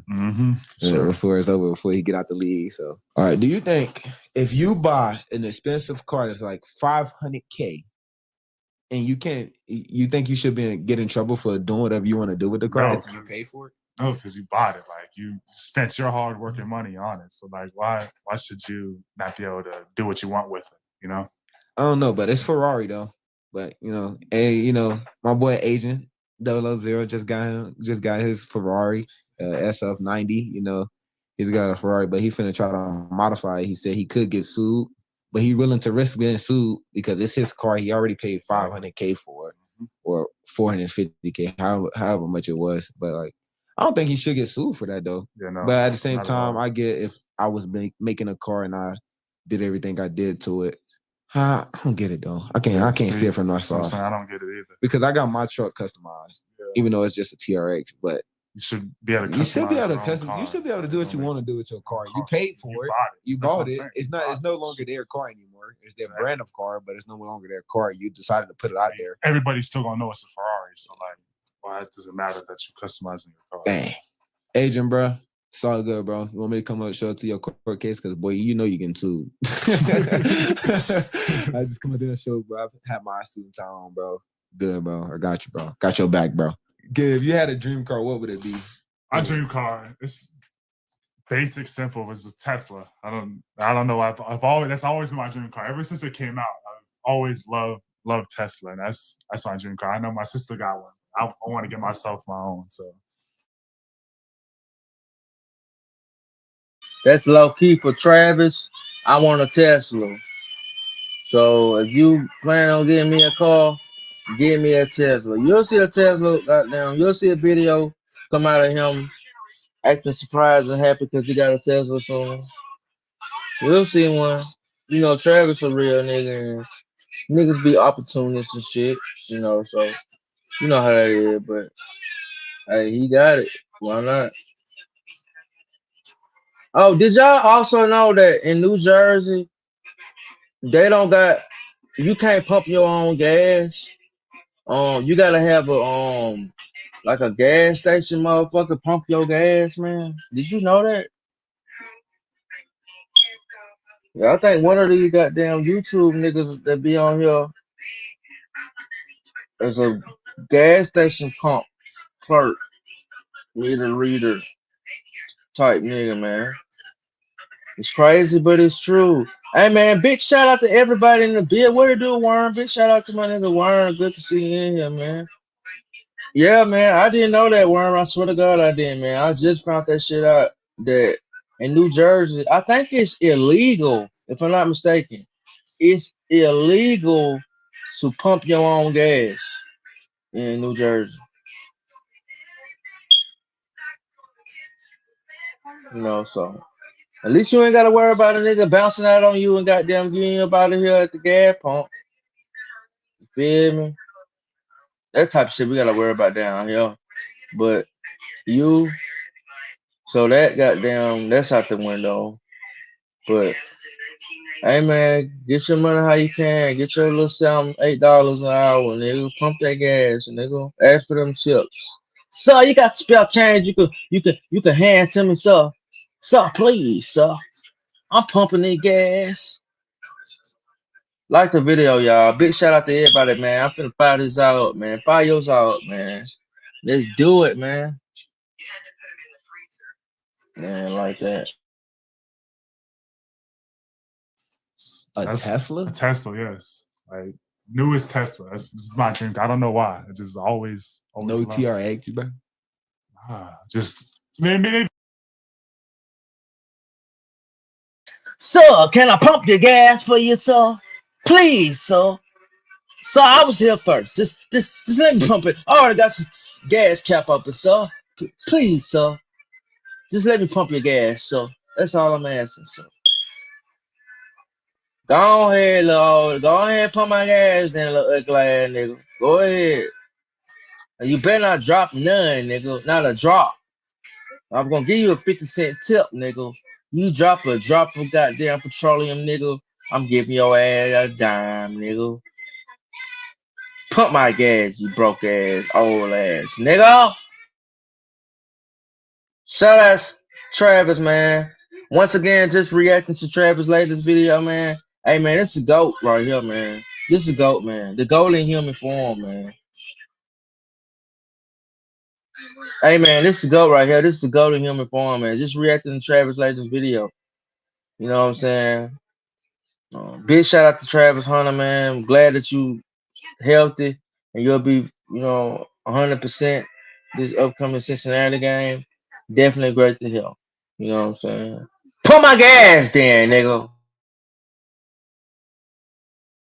Maybe a truck, but like Tesla, like that would be my first one for sure.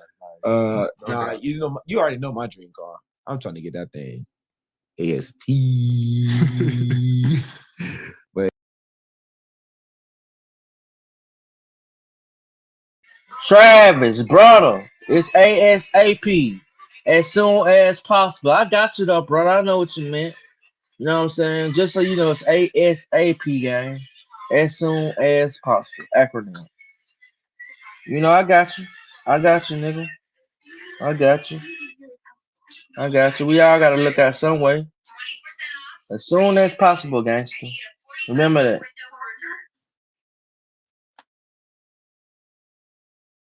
But you know that Apocalypse Hellfire, bro, 7x7. Oh, you talking about that big truck Oh you showed my me? God, that bulletproof one. Yeah, that truck tough too. Hey, That's that hard. truck's tough, bro. Yeah, That's the that's truck. hard. That's my next truck I'm getting. All right, let's get into Travis' mailbox where I'll be answering fan submitted questions. Hey, Kaden, what you got for me this week, All man? right. At Roman Youngs asks, who is your favorite receiver of all time and why? Favorite receiver of all time. Oh, see, it's kind of hard to have a favorite receiver, favorite. Bro, you have so many different type of players. True. I don't have a favorite receivers. They're all different. They're all different different. archetypes. I can't have a favorite receiver, you know. But If you had to pick one, like if you had to pick somebody that you grew up watching, looked up to, like who would you pick? Grew up watching. Anquan Bolden was crazy, bro. He was nice. Anquan Bolden was crazy, bro. Anquan Bolden was crazy, great bro. hands. What, bro? Great He was hands. crazy, bro. You know how to go with a 49er player, right? All right. Next question. Arian S asks, better football team talent wise, Georgia or Texas, or Georgia or Florida? Talent wise, I would say Florida. But like as a organization, like better like football, I'll say Georgia is more like put together. It's more organized. Yeah. You know, like it's more organized, it's more put together. But talent wise, definitely Florida. You know, you got different type of players come out of Florida. Fast, quick, hands crazy. You know. You're right. I mean, I'm biased. Georgia, I feel like Georgia got the best football. Like it got the best play style of football, but like athletes, they produce great players though. But athletes though, we're gonna say athletes. Like athletes. Right. Florida definitely got athletes. But it's also some like it's some players like that are so underlooked. Like South Georgia, that's where I'm from, in my area. But that's South what I'm saying. Georgia. Florida there's is great players that come out of that place. But you know, it's a lot of players that don't come out of Florida because the environment. Yeah, you're right. It's kind of hard to like. You can't get that type of football playing. It's like if a Florida player like me, for instance, I went from Florida to Georgia. Yeah. And I played in a great. It was I organized better, so I was able to get the eyes. Yeah, I was able to learn football better. You know, you put an athlete from Florida to Georgia, it's gonna be crazy. But you put an athlete from Georgia to Florida, it's not. You're right. It's not gonna be the same. I can understand. It's not gonna be the same. Like, I can go get an athlete from Florida right now, bring him to Georgia, put him in a great program, he gonna shine. You're right. We try to do that from Georgia to Florida, it's not gonna look right. It ain't gonna feel right. Look at Travis, man. Yeah. He balling out too. See, Travis. I took my little brother. Travis balling. And my little brother gonna be tough, bro. Yeah. Travis be going crazy. The boy scored 2 touchdowns last week. So. Yeah, 2 weeks in a row, 2 touchdowns. That's 4 touchdowns in 2 weeks, bro. Shout out Travis, man. Yeah, shout out. Keep balling, bro. No, I'm gonna go see him play. We're gonna see him play next week, hopefully. Yeah, hopefully. We're gonna drop a YouTube video on that. Yes, y'all stay tuned. Stay tuned for that. All right. At Travis Hunter Worshiper 12 asks, why are you a 49ers fan? Bro, I grew up a 49ers fan, bro. My family is just all 49ers fans, bro. And I couldn't. What else I gonna say? I want to be a different fan. all I see on the TV is 49ers, so you know I was going to get used to it, my boy. Yeah, I can't stand the Niners. 49ers, yeah, we be whooping you. They broke my heart too many times. Last year, wait. Bro, I was waiting for the moment for us to whoop them, bro. We were this close. At Kobe Spraggins 22 asks, who would win in the race, you or Jimmy? But I'm not gonna lie, bro. Jimmy is fast, bro. But on the football field and shoulder pads, I got myself. Hey, I'm different type of fast when I put them shoulder pads on. But like no clothes on, yeah, Jimmy definitely got me. Okay. I ain't even gonna lie about that. All right. At Strap Him 00 asks, what is some advice you give for short receivers and young receivers or DBs?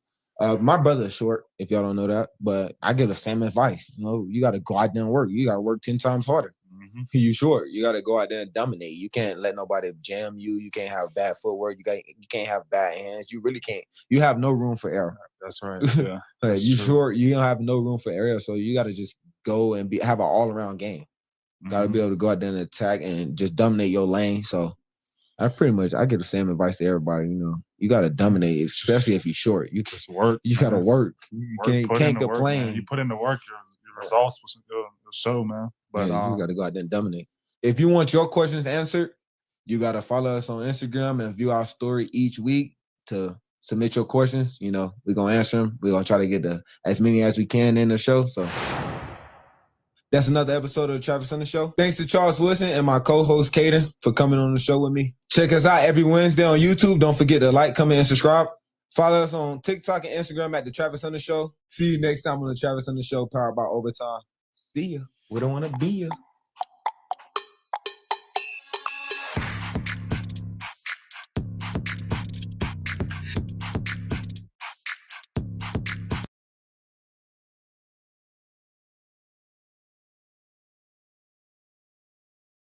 I ain't gonna lie, I'm pretty tempted to watch this Robert Griffin III interview too, because I ain't seen that yet. But I guess I have a little bit of commentary first.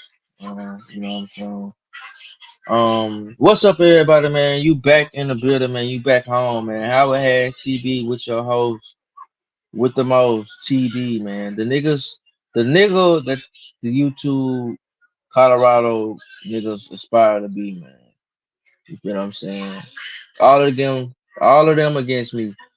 If you wonder why you don't get notifications as far as my live different shit, I'm shadow banned. I done had so many different Colorado creators report and just do different little fuck shit to my channel, man. So that temporarily shadow banned me, but it is what it is,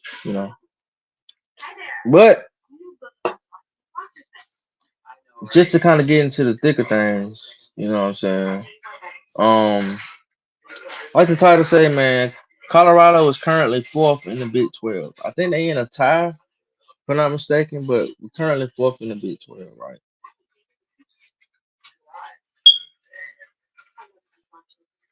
If you been checking the show out, you know that me and Della been kind of saying that Kansas State game was very, very important, man.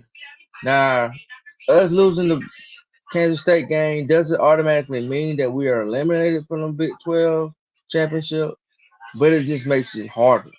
Like we don't control our own destiny type shit. You feel me? So we most definitely need to win out in order to kind of reach the goals that we aspire to reach, which is that Big 12 championship and end all be all the playoffs. You know.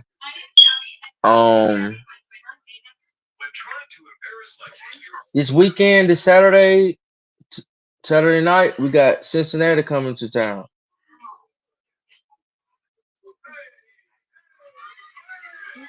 Now,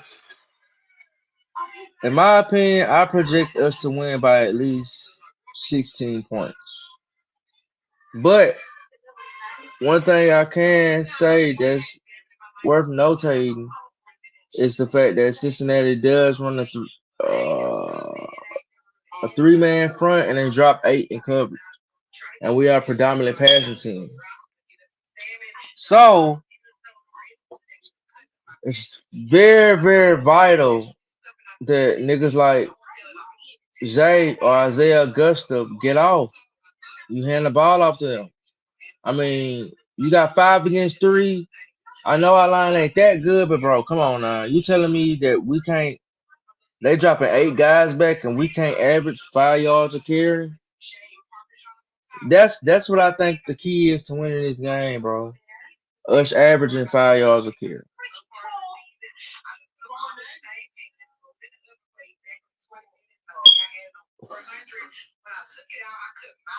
I definitely predict our defense to have another turnover. You feel me? Whether it be a forced fumble or interception. I feel like it's gonna be both. But if I was to go with my actual feeling, like my betting feelings, I feel like it's gonna be an interception again. So y'all should definitely be watching out for an interception on our defense. But I think with Travis coming out and saying that he's 100% and he's set to go for that game, oh man, I think Cincinnati in for a rude awakening, man. Can't even lie.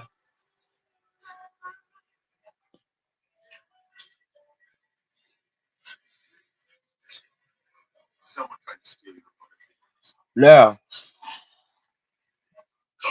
let me give y'all like the brief of all this shit, right? So Cincinnati lost to Texas Tech, right? Even if we beat Cincinnati, they're not a ranked team. You feel what I'm saying? And we still lost to Kansas State, so they still have a tiebreaker against us.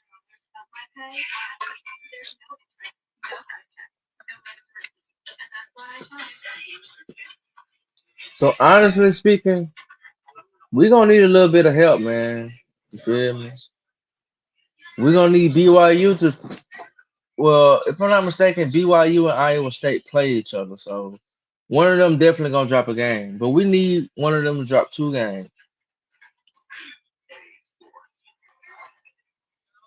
We almost had the help we needed as far as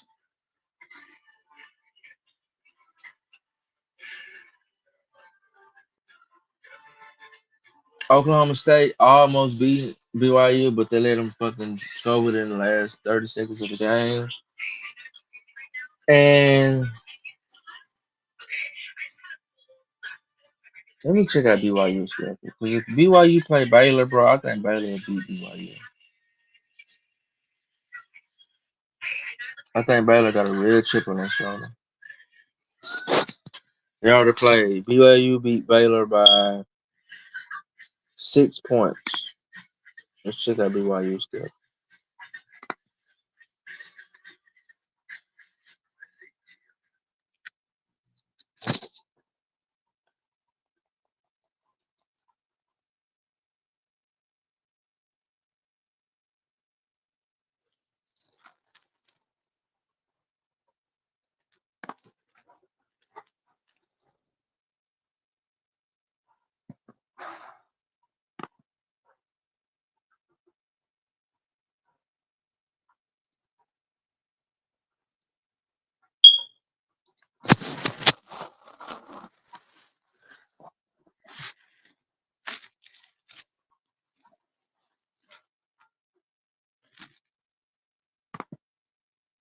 All right, so currently we looking at BYU schedule.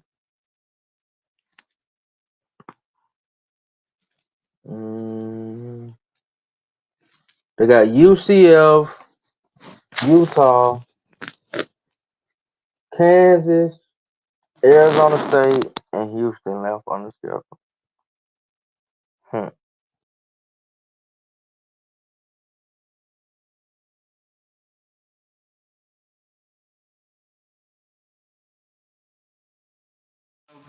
Going against Bruisers, and UCF is strictly here to spoil nigga season at this point. So I think RJ Harvey, I don't know, man. They almost fucking beat Iowa State, bro. It was a nail biter, man. I think UCF pull it off this week, gang. I think they pull it off this week, and that'll be their first loss of the season and their first loss in the conference. And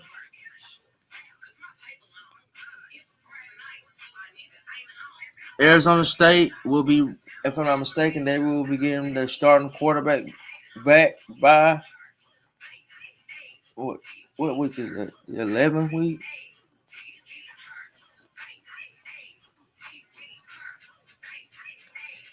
So with him coming back and them not having to use that sorry ass backup quarterback, I think they get back to where they was and they beat BYU. So currently, I think BYU loses to UCF. I think they win 2 straight, and then they lose to Arizona State. So that leaves them with 2 losses, which will put us above them if we win out.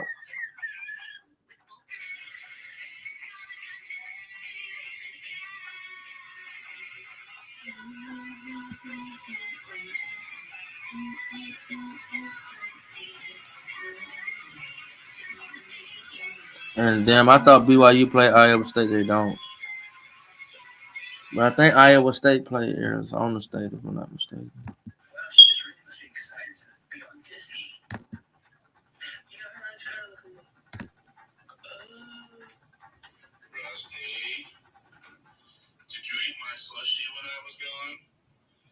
I ain't gonna lie to y'all. I don't think nobody in the Big 12 is gonna come out undefeated. So I think we definitely still have a chance, man. I'm just hoping that Kansas State lose one more game. Let's see who else they play. We need them to lose one more game so we don't be in a tiebreaker. So.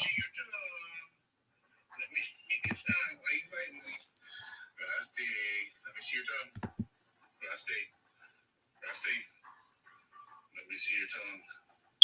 Open up. Open up. Open up. Rusty. Let me see your tongue. That looks like a blue tongue. Rusty. Wait, yeah, she got a DM you on Instagram now. Actually, today is mine and my girlfriend's 6-year anniversary. Congratulations. Yes, sir. I don't really. Yeah, we still got a shot, man. We definitely still got a shot.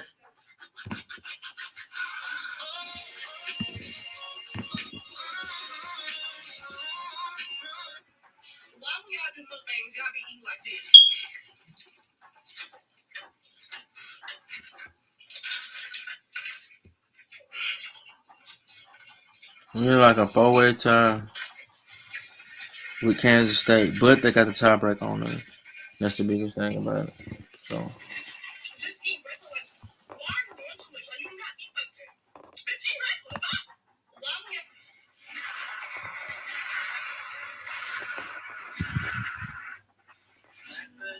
Friday, don't.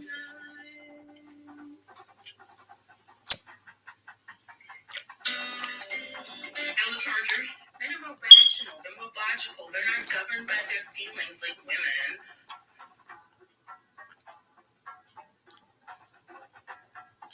Tell that to the author who just.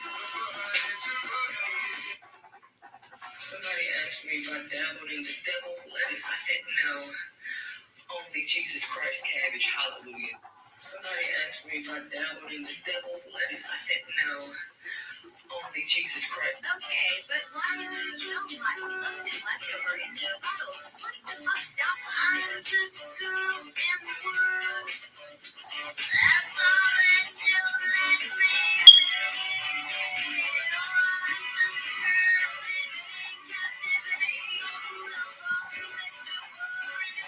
Like the video, man.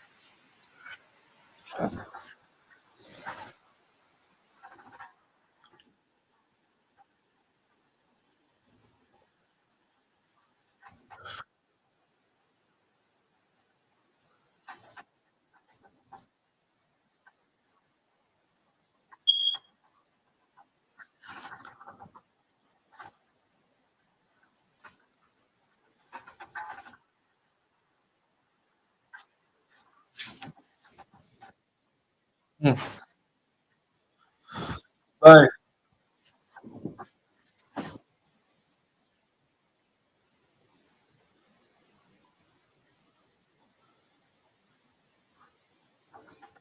Bro, come on with all this extra shit,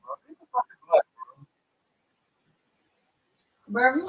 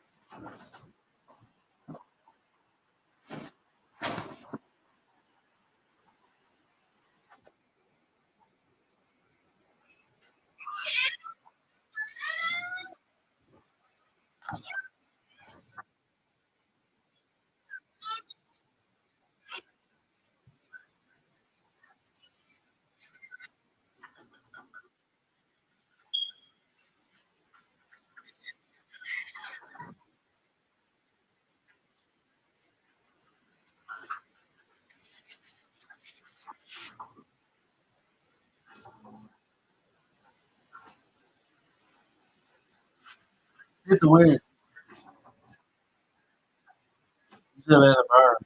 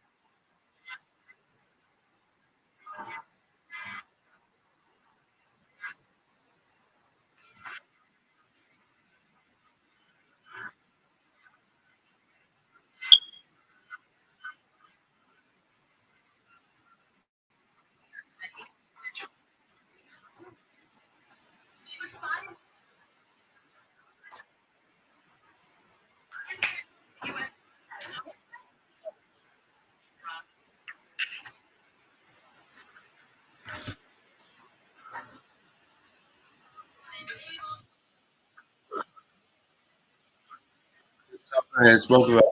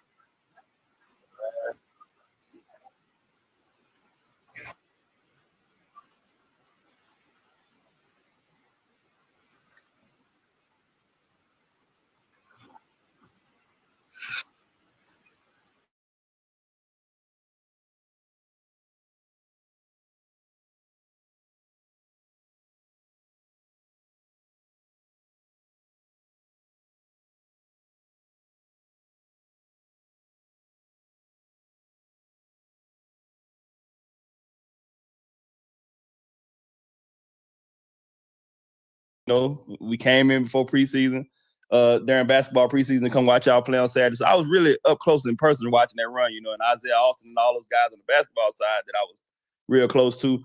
So I got to witness a lot of that history being made. And at the same time, like I'm like you were, like Baylor was kind of, Baylor wasn't, the Stanfords or the programs that you named, but you were just so head and shoulders, like greater than everybody else that year. Like you had to do more to get your respect.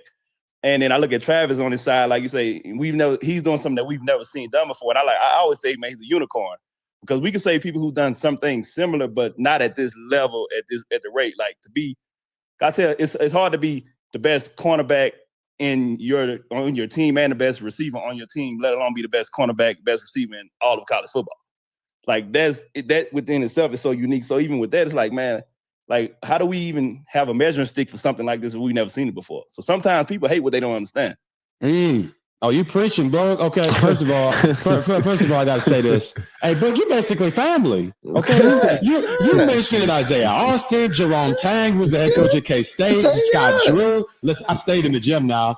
I was talking to Travis about him hooping the other day. Like, I stayed in the gym now. We was out there getting it done. But to get back on topic and to get to your question, whenever you have someone like Travis Hunter, who's a unicorn, and he's doing something that we've never seen done before, there's got to be a different set of rules for him. You know what I mean? So I feel like for Travis, I think it's huge that Shedeur is campaigning for Travis to win the Heisman. That's really dope. Because as a teammate, like, that's rare. You know what I mean? But for Travis alone to be the best receiver and the best corner in the country, regardless of wins or losses, if he continues on the track that he has been, obviously get healthy, right? Correct. Then he should win the Heisman if he continues down that path. It's something we've never seen. It's something unprecedented. We can't have a traditional view of something when we have a guy doing non-traditional things. Bingo. It's perfect to me. And Bug, the other thing I would say that is, when you got a guy like Ashton Genty, with what he's also doing, he ain't traditional either. This isn't just a guy that's running for a lot of yards. Right. Like he's on pace to break Barry Sanders' record. Like that's impressive.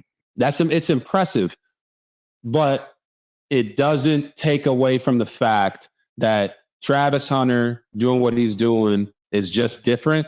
And as long as he, stays healthy and gets to play the rest of the season, at this rate, I would then put Travis in front of Ashton at the end of the year if they both continue on the same track that they're on. Yeah, Genty is different though. That boy breaks so many tackles. That's a good running back. That's a cold running back. I can't even lie. It's a cold running back, man. But I'm still like, if I touch the ball 30 times a game, my numbers will be out this roof. I'm not touching the ball that many times. I ain't touching the ball that many times though. Hey Travis, why not? At this point, right? At this point, coach, give me some more targets. Put me in there running back a little bit. Throw me some swing passes. But, see, I'm a team player though, so I want to see the other guys on the team like continue to contribute to the team. So I'm not stingy with the work, man. I just want us to win, go 1-0 each week. I'm a team player. I like to see other guys do good too. So like when my receivers get down because they're not getting the ball, I tell them, hold on, your turn is coming. Yeah. Sooner or later it comes and they come right to me and just praise me. I try to do the little things like block for them when I can, when it's time for me to block for them. Like coach try to take me out on a place like that, but I'll be like, nah, coach, I need that work. Hey, I just saw you in this last game. Blocking for your boy. Okay. Yeah, I had to wave up. I didn't think he seen me. And you say, come here, man. Go this way. No, that's dope. And that's what makes you special, man. I'm gonna be honest that we talked and had many conversations at this point. It's what makes you special. You're not a selfish player. You're a team player, and that's why your teammates celebrate you when you win. And I do the same thing for them. I still. It should be a Shedeur campaign going on right now too, because somebody got to throw me the ball. I'm not catching it. I'm not throwing it and catching it myself. So I try to tell people, man, he's out there throwing the ball. I mean, we have 5 receivers go down, but he still found a way to keep us in the game. So try to tell y'all, man, Shedeur, I need to start a campaign for him. Bingo.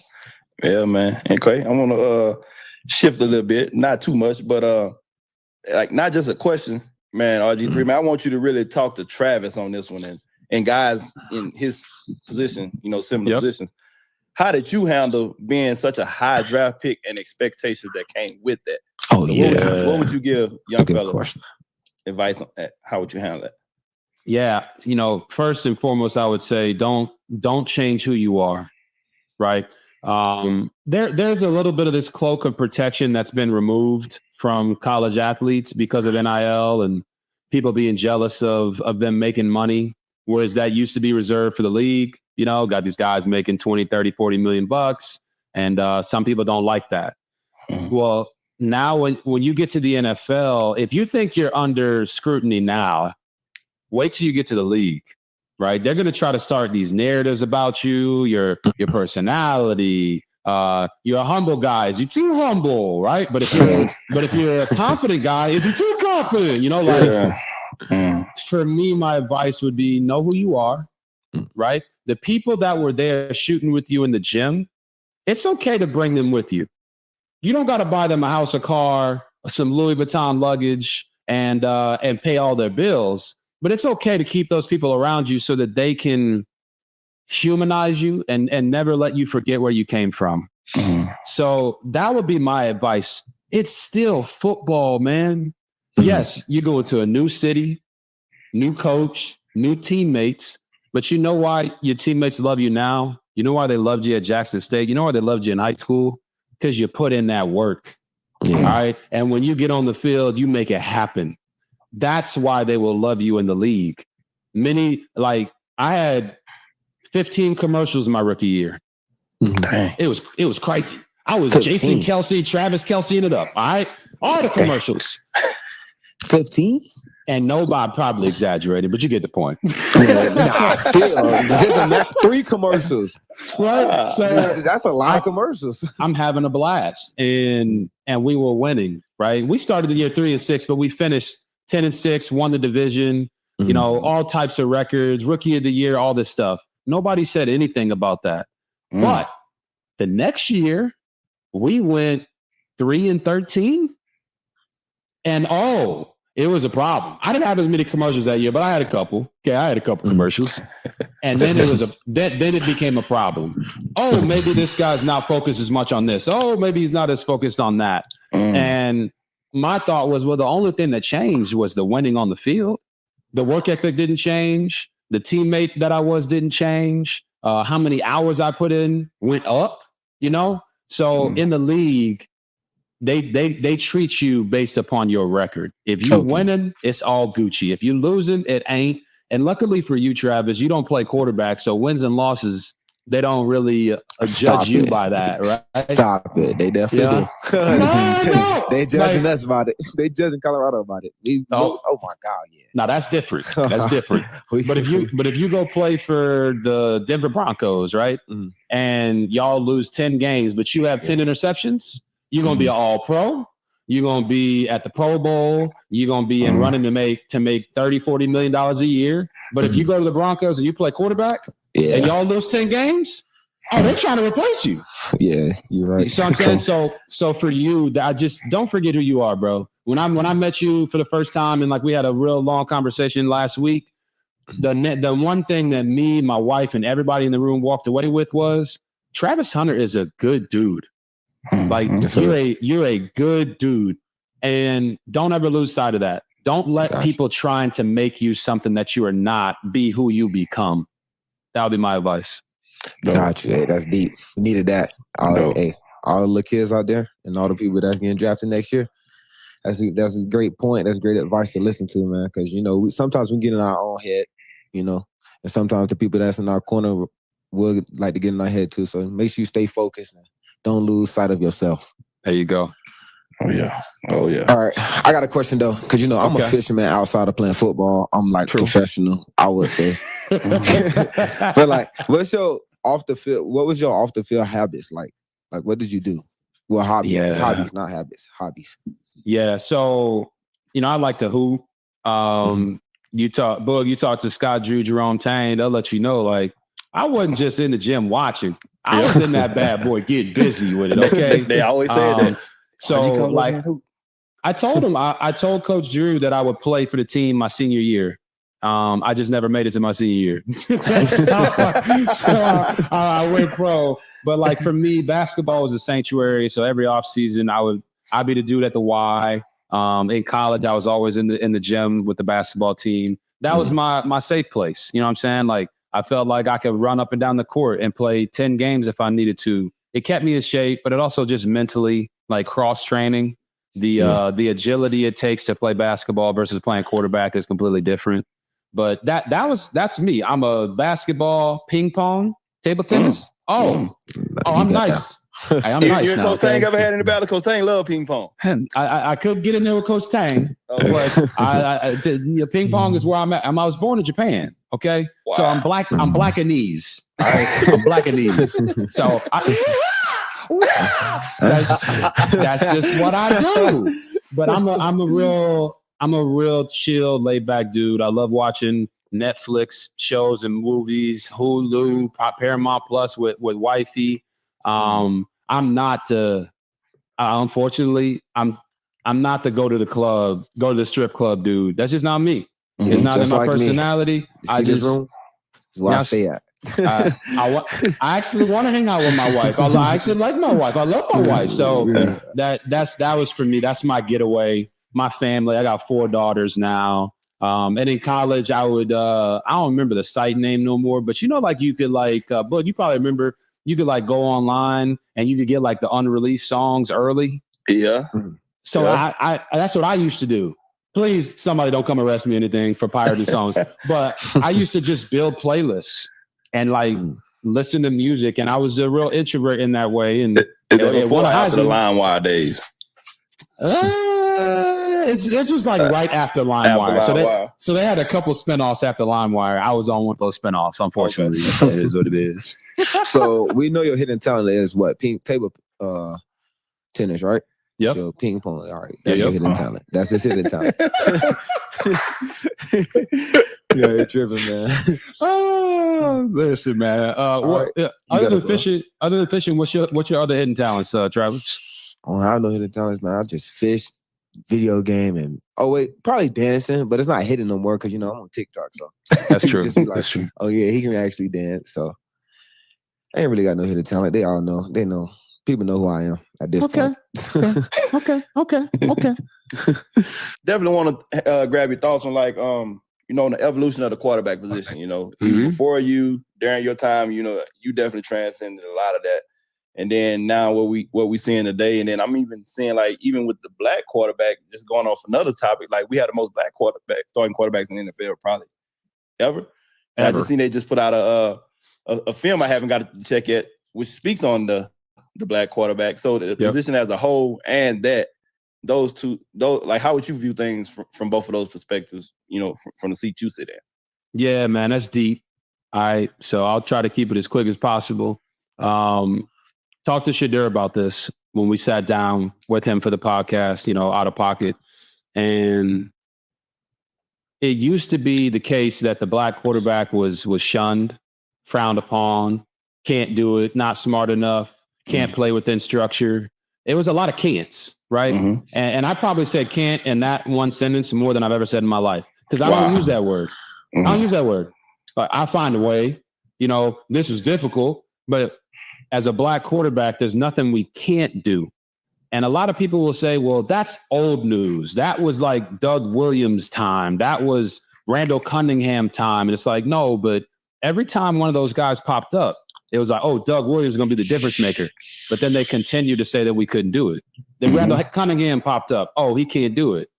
Well, then Mike Vick pops up. Oh, he can't do it. Mm-hmm. Then you got Colin Kaepernick, myself, Russell Wilson, and we fighting these battles the whole time.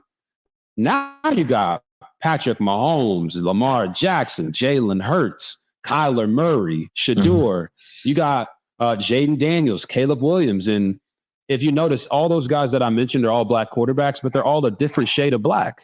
Deep. Okay? There is no one version of black that is better than the other. That's for the culture. But it also applies on the football field.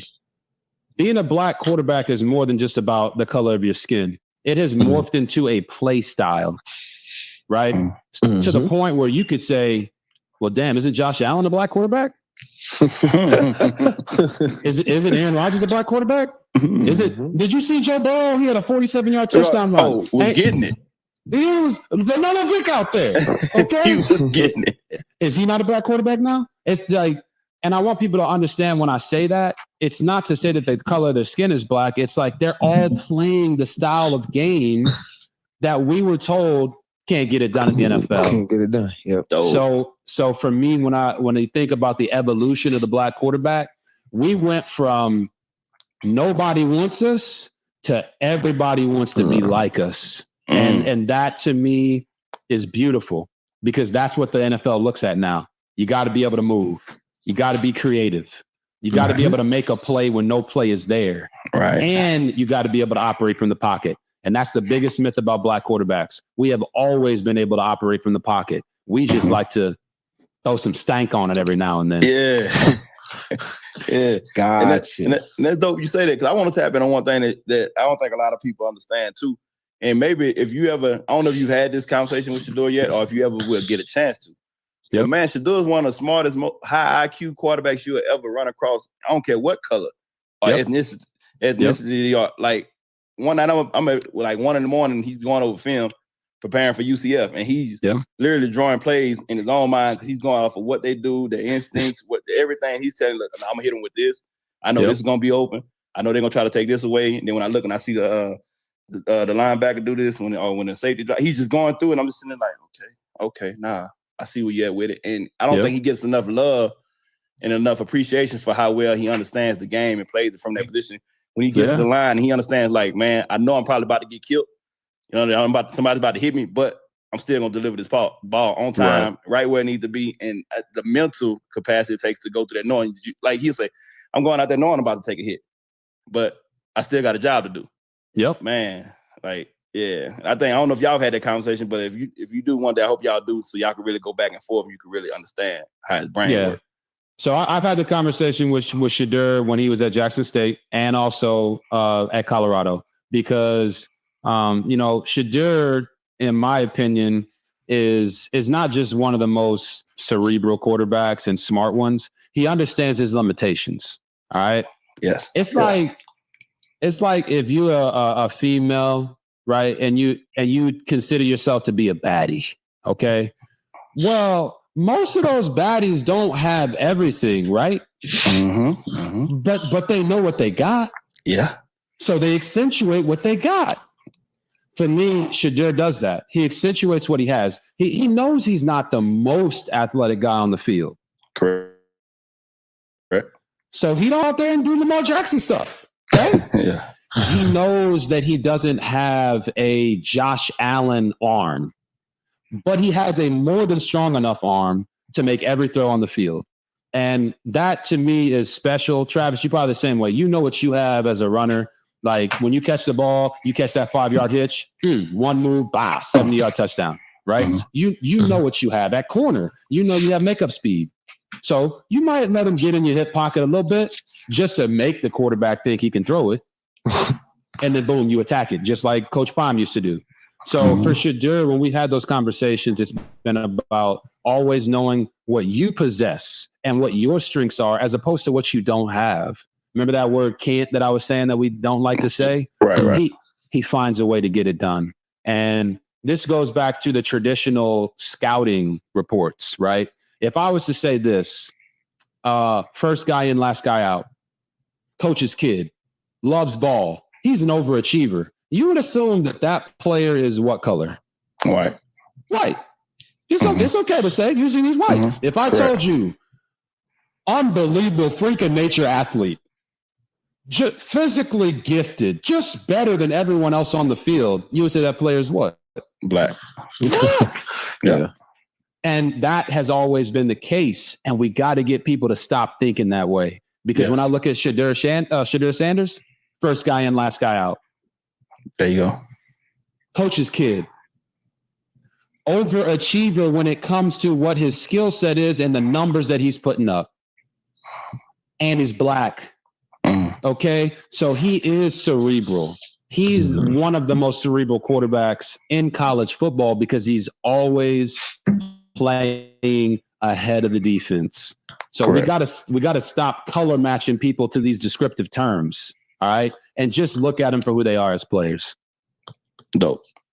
Yes, sir. All right, y'all. That's RG3 for y'all. Thank you for that. Oh, I got one question for you. I got one question for you. Okay.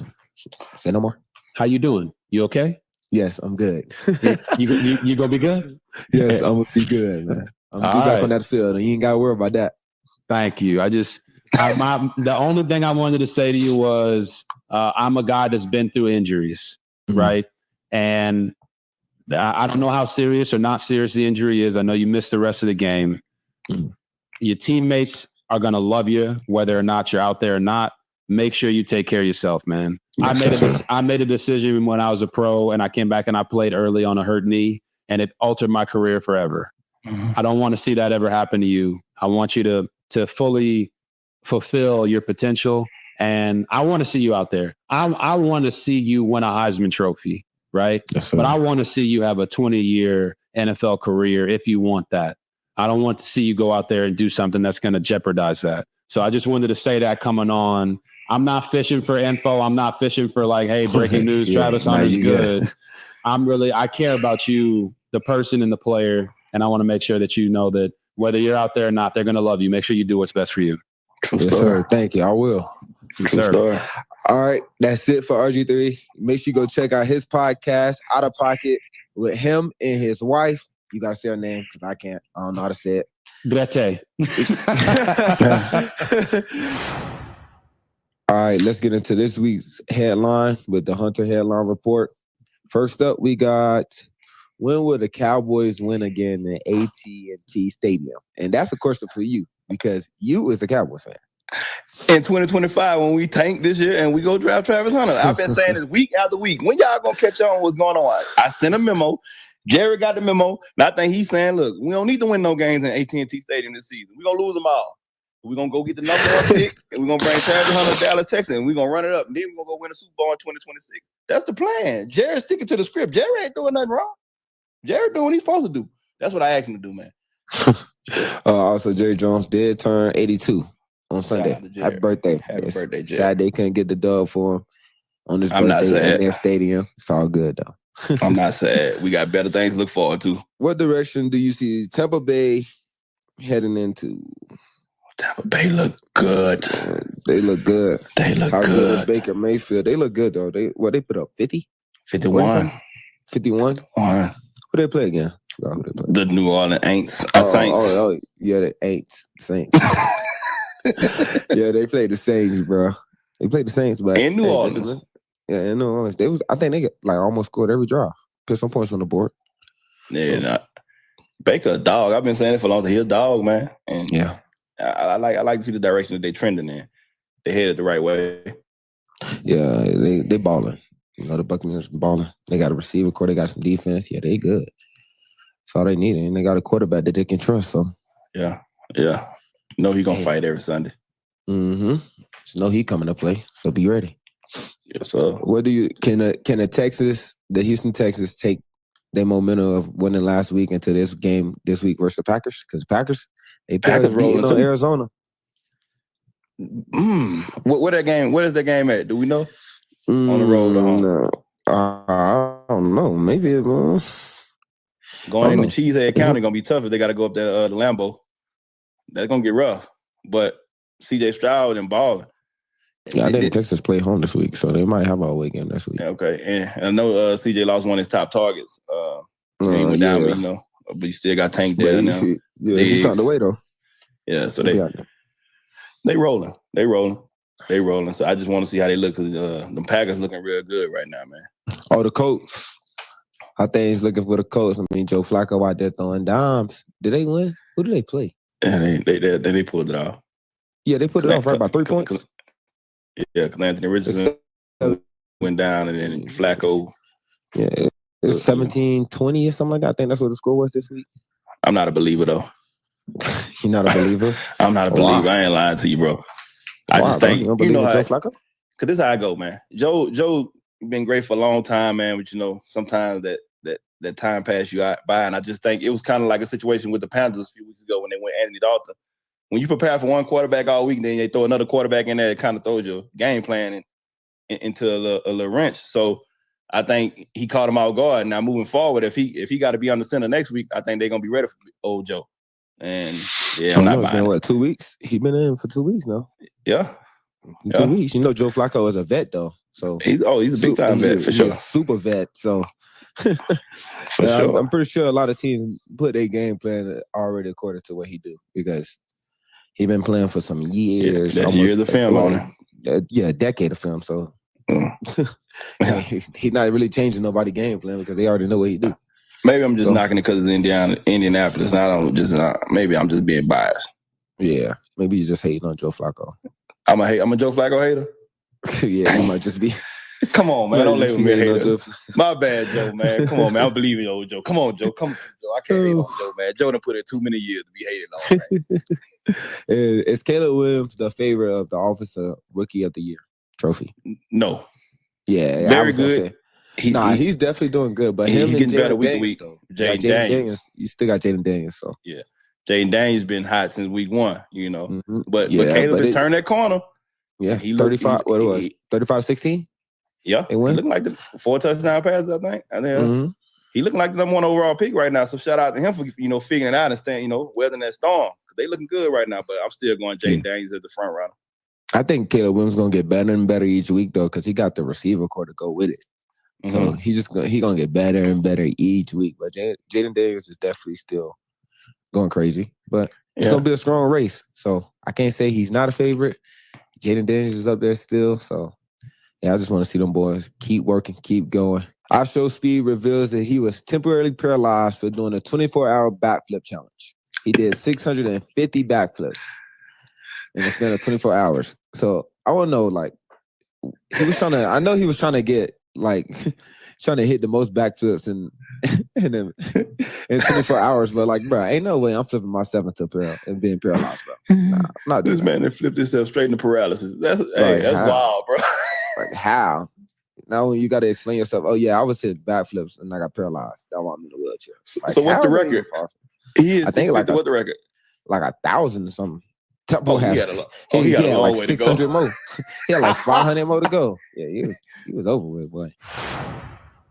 That's another episode of the Travis Hunter Show. Thanks to RG3 and my co-host Bug for joining me this week. Don't forget to like, comment, subscribe. Check us out every Wednesday on YouTube. See you next time on the Travis Hunter Show. Powered by Overtime.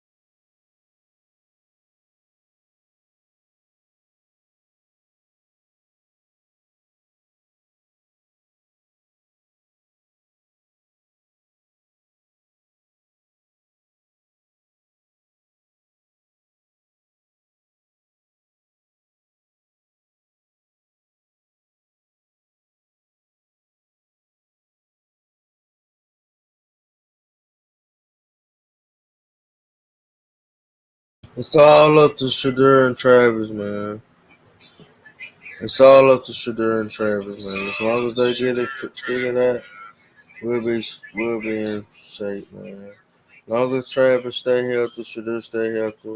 Shadur to get out this slump as far as turnovers and interceptions. I don't know what the fuck he been doing with that. But I definitely think my prediction was we would go 10-2. So not far off at all.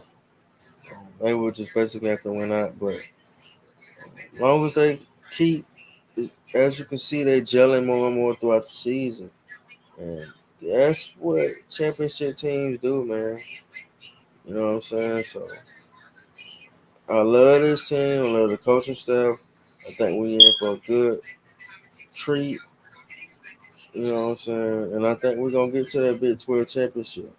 When they let us in the Big 12 championship, it's over with, bro. I know it is. How it has to be. Let's go.